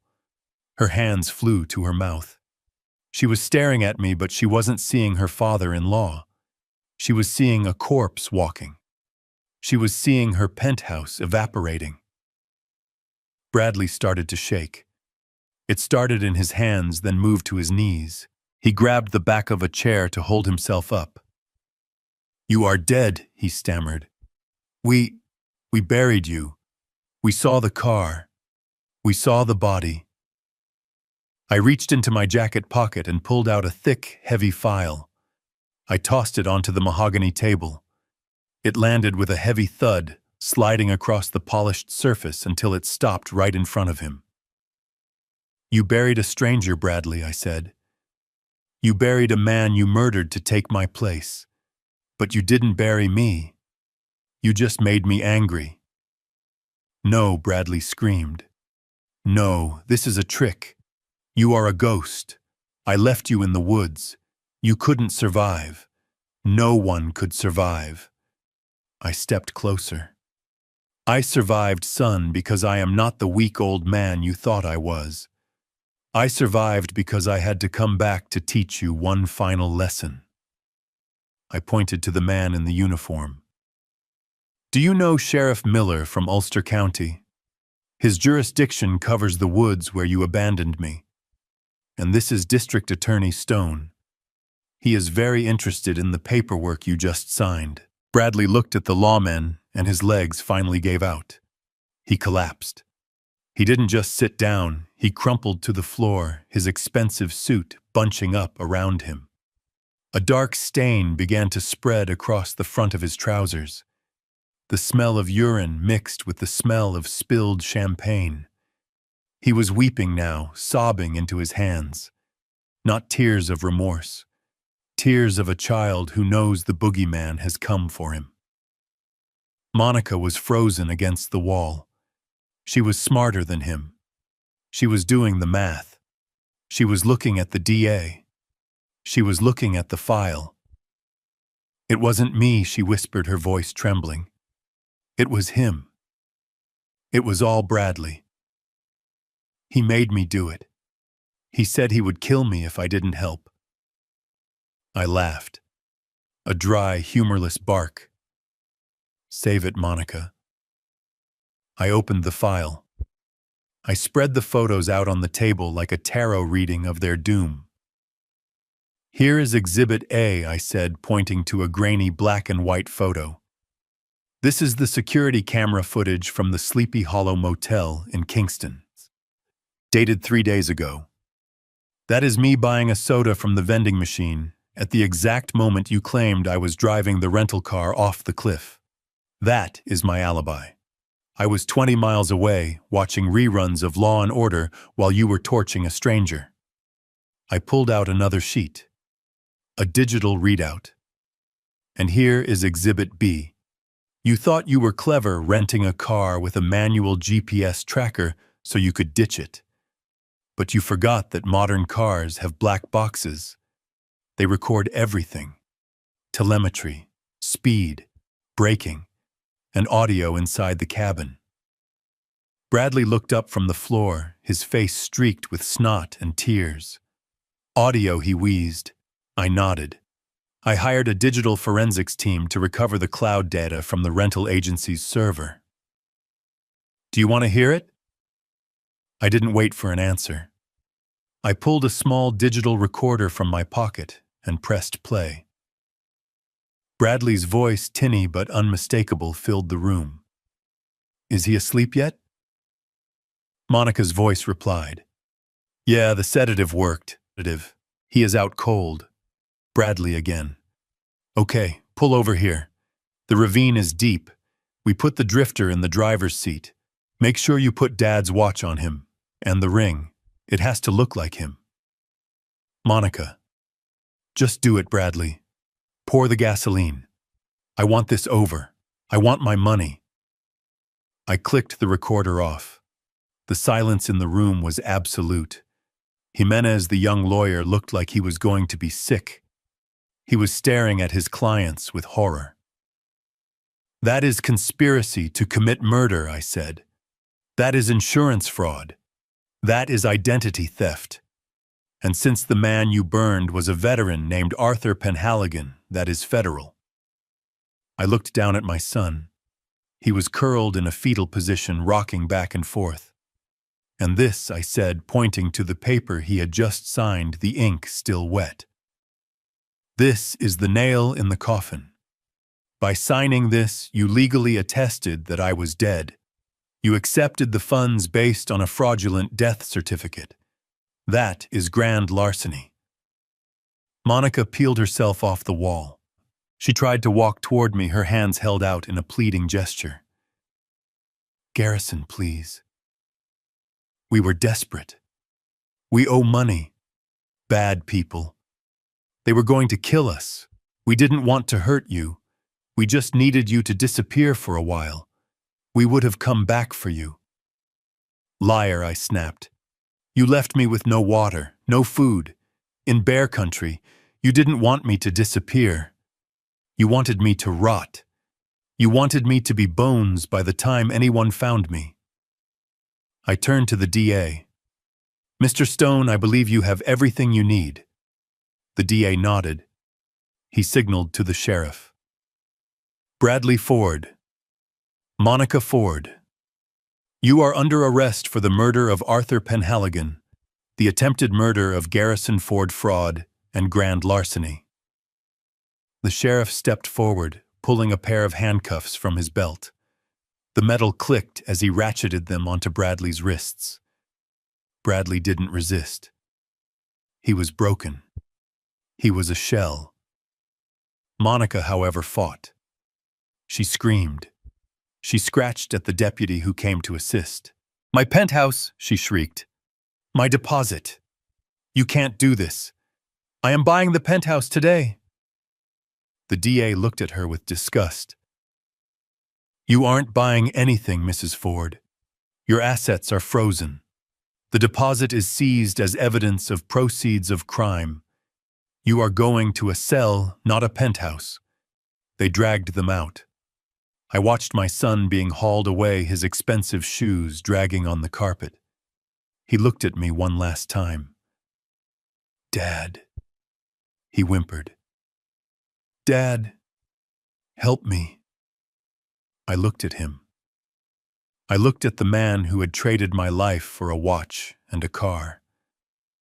"I don't have a son," I said, my voice devoid of any emotion. "My son died in those woods. You are just a stranger who owes me money." The doors closed. The screaming faded down the hallway. I stood alone in the conference room with Saul and Jimenez. Jimenez was shaking. "Mr. Ford," he said, I had no idea. I thought." "It is okay, son," I said gently. "You did your job. You set the trap." I looked at Saul. He poured 2 glasses of scotch from the decanter on the sideboard. His hands were shaking too. "It is over, Garrison," he said, handing me a glass. "They are gone. You got them." I took the drink. I looked at the amber liquid. "It is not over, Saul. Not yet. There is one more thing. What Saul asked. I picked up the file, the one containing the trust documents. The money," I said. "The $10 million. What about it?" "It is safe. We froze the mirror account. They didn't get a dime." "I know," I said, "but I don't want it." Saul choked on his drink. "You don't want it. Garrison, that is your life's work. It is blood money now," I said. "It is the bait that caught the rats. Every time I look at a statement, I will see Bradley's face. I will see the woods." I took a pen from the desk. I turned to the last page of the trust agreement, the section on charitable remainders. "I want you to liquidate the trust, Saul. All of it. The penthouse deposit if we get it back. The cars, the watch, everything. And then, I want you to set up a foundation," I said, writing as I spoke. "The Arthur Penhaligon Fund for Homeless Veterans. Use the money to build shelters. Use it to get guys like the man my son murdered off the streets. Use it to give them a name so they don't end up as John Does in a burning car." Saul stared at me. "All of it, Garrison. You will be, well, not poor, but you won't be rich. I have my pension," I said. "I have my townhouse if I decide to keep it. I have enough." I realized something in those woods, Saul. I realized that the only thing of value I had was my life, and I almost lost it because of this money. I signed the document. Garrison Ford. I pushed it across the table. Make it happen. Saul nodded slowly, a look of profound respect in his eyes. He took the paper. It will be done.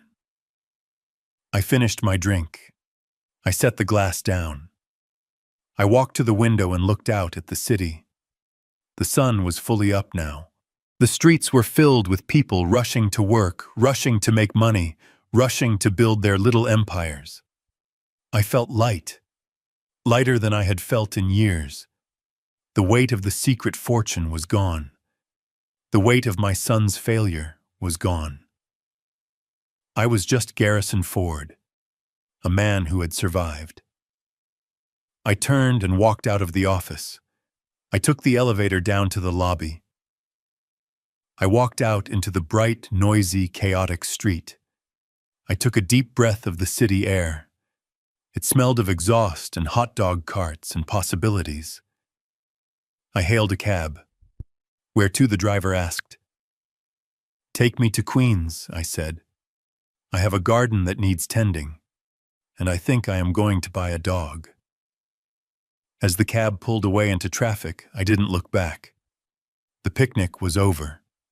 The ants had been scattered, and I was finally truly awake. The hallway leading to the elevators was long and lined with cold marble. It was a walk of shame, not for me, but for the two people being marched out in handcuffs. I followed them at a distance, flanked by Saul and the district attorney. The silence of the office had been replaced by the crackle of police radios and the heavy tread of boots. Bradley was weeping openly now, a wet, undignified sound that echoed off the walls. He stumbled, his expensive Italian shoes catching on the carpet, but the officer, gripping his arm, jerked him upright without a word. Monica had gone catatonic. Her face was a mask of smeared mascara and shock, her eyes fixed on a future that now consisted of concrete walls and prison jumpsuits. Her Chanel bag, the shield she had used to deflect the world for so long, lay abandoned on the conference room floor, a relic of a life that was already over. We reached the lobby. It was a chaotic scene. Uniformed officers were holding back a small crowd of curious onlookers who had gathered to see the spectacle. The flashing red and blue lights from the cruisers outside cut through the glass doors, painting the lobby in violent strokes of color. There was one loose thread that needed to be tied before the final curtain fell. Leo. My grandson. He was 6 years old currently, with a nanny in the rented house in Jersey, unaware that his world had just detonated. He was innocent of his parents' sins, but he was a victim of them nonetheless. I couldn't raise him.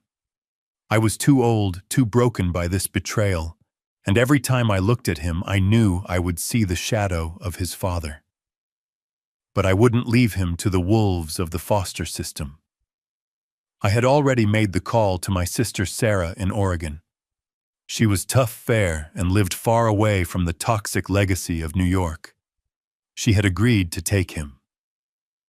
I signed the temporary guardianship papers right there on the hood of a police cruiser, while the wind whipped my coat around my legs. I would pay for everything: his school, his therapy, his life. But I added a stipulation to the trust I set up for him. He would not receive a dime of cash until he was 30, and only then if he could prove he had built a life of his own. He would grow up chopping wood and earning his keep. He would learn the value of a dollar the hard way, so he would never become the monster his father was. As the officers began to load them into separate cars, reality seemed to finally pierce the fog of Bradley's panic.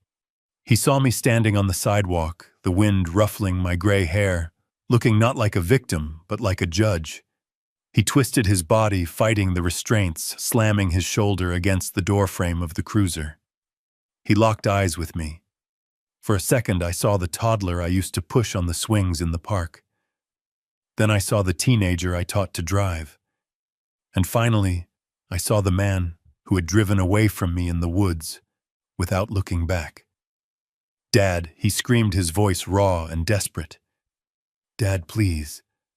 Look at me. I am your son. You can't let them take me. It was her idea. She made me do it. Dad, save me. The plea hung in the air, pathetic and piercing. He was still doing it. Still blaming others. Still expecting me to be the safety net. Still expecting me to write a check to fix his broken life. He truly believed that the bond of blood was a get-out-of-jail-free card. I walked slowly toward the car. The officer stepped back to let me pass, his hand resting on his holster.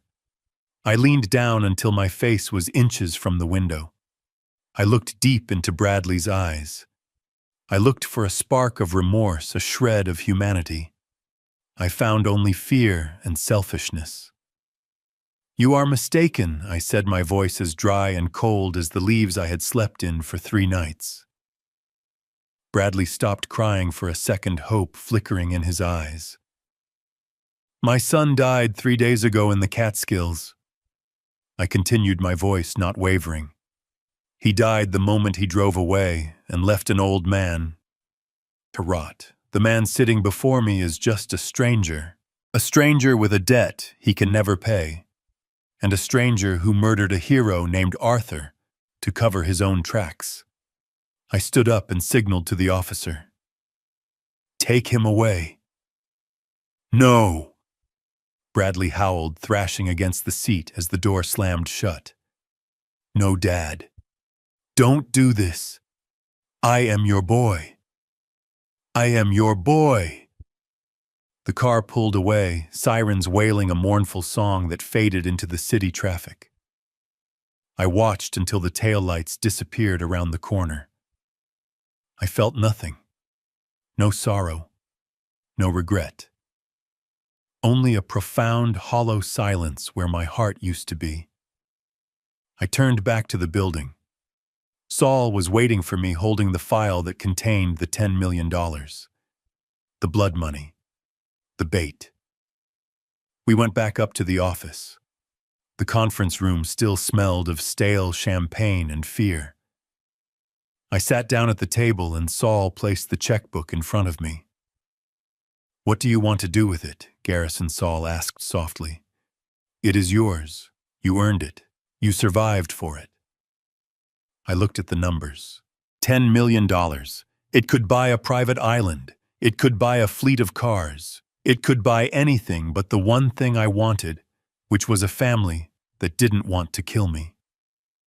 It tastes like ash, Saul, I said. I don't want it. If I keep it, I become them. If I keep it, it wins. I picked up the pen. I want you to liquidate everything.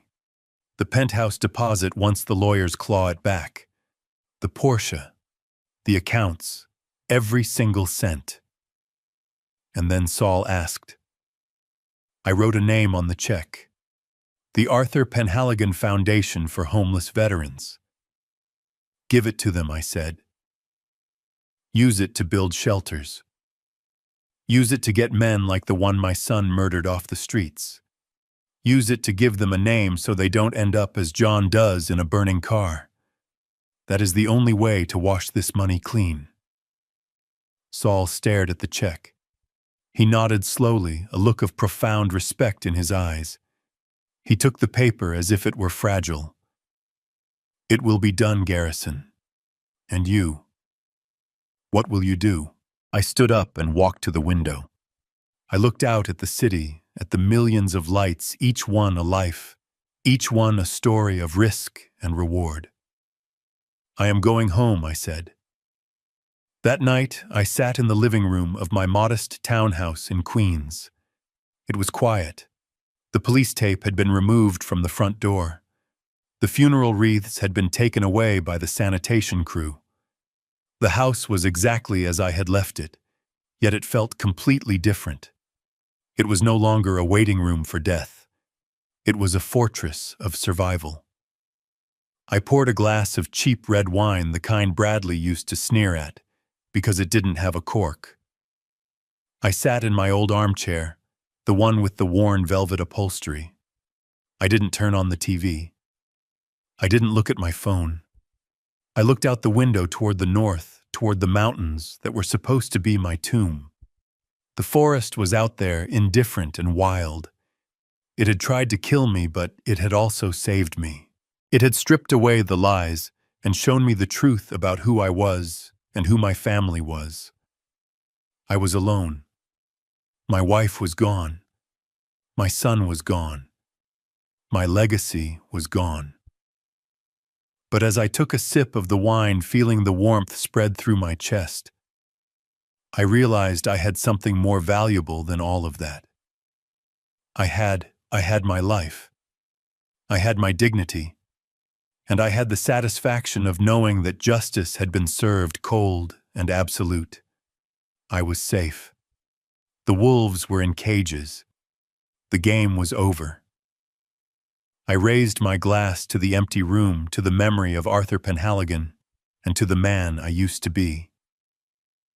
"The picnic is over," I whispered to the silence, and for the first time in a long time I closed my eyes and slept a dreamless, peaceful sleep. In my 40 years of risk assessment, I learned to spot dangers in market trends and corporate mergers, but I missed the black swan event sitting at my own dinner table. The most dangerous blind spot is love. I thought shielding my son from the weight of wealth would build his character. Instead, my silence only fed his entitlement. I learned that blood doesn't guarantee loyalty, and DNA doesn't dictate morality. The hardest thing a parent can do is accept that their child is broken beyond repair. True peace didn't come from saving the money. It came from cutting the rot out of my life, even if it meant standing alone. If you believe that betrayal should never go unpunished, hit that like button and subscribe for more stories of justice. And tell me in the comments, if you were in my shoes, would you have donated the $10 million, or would you have kept it for a new life?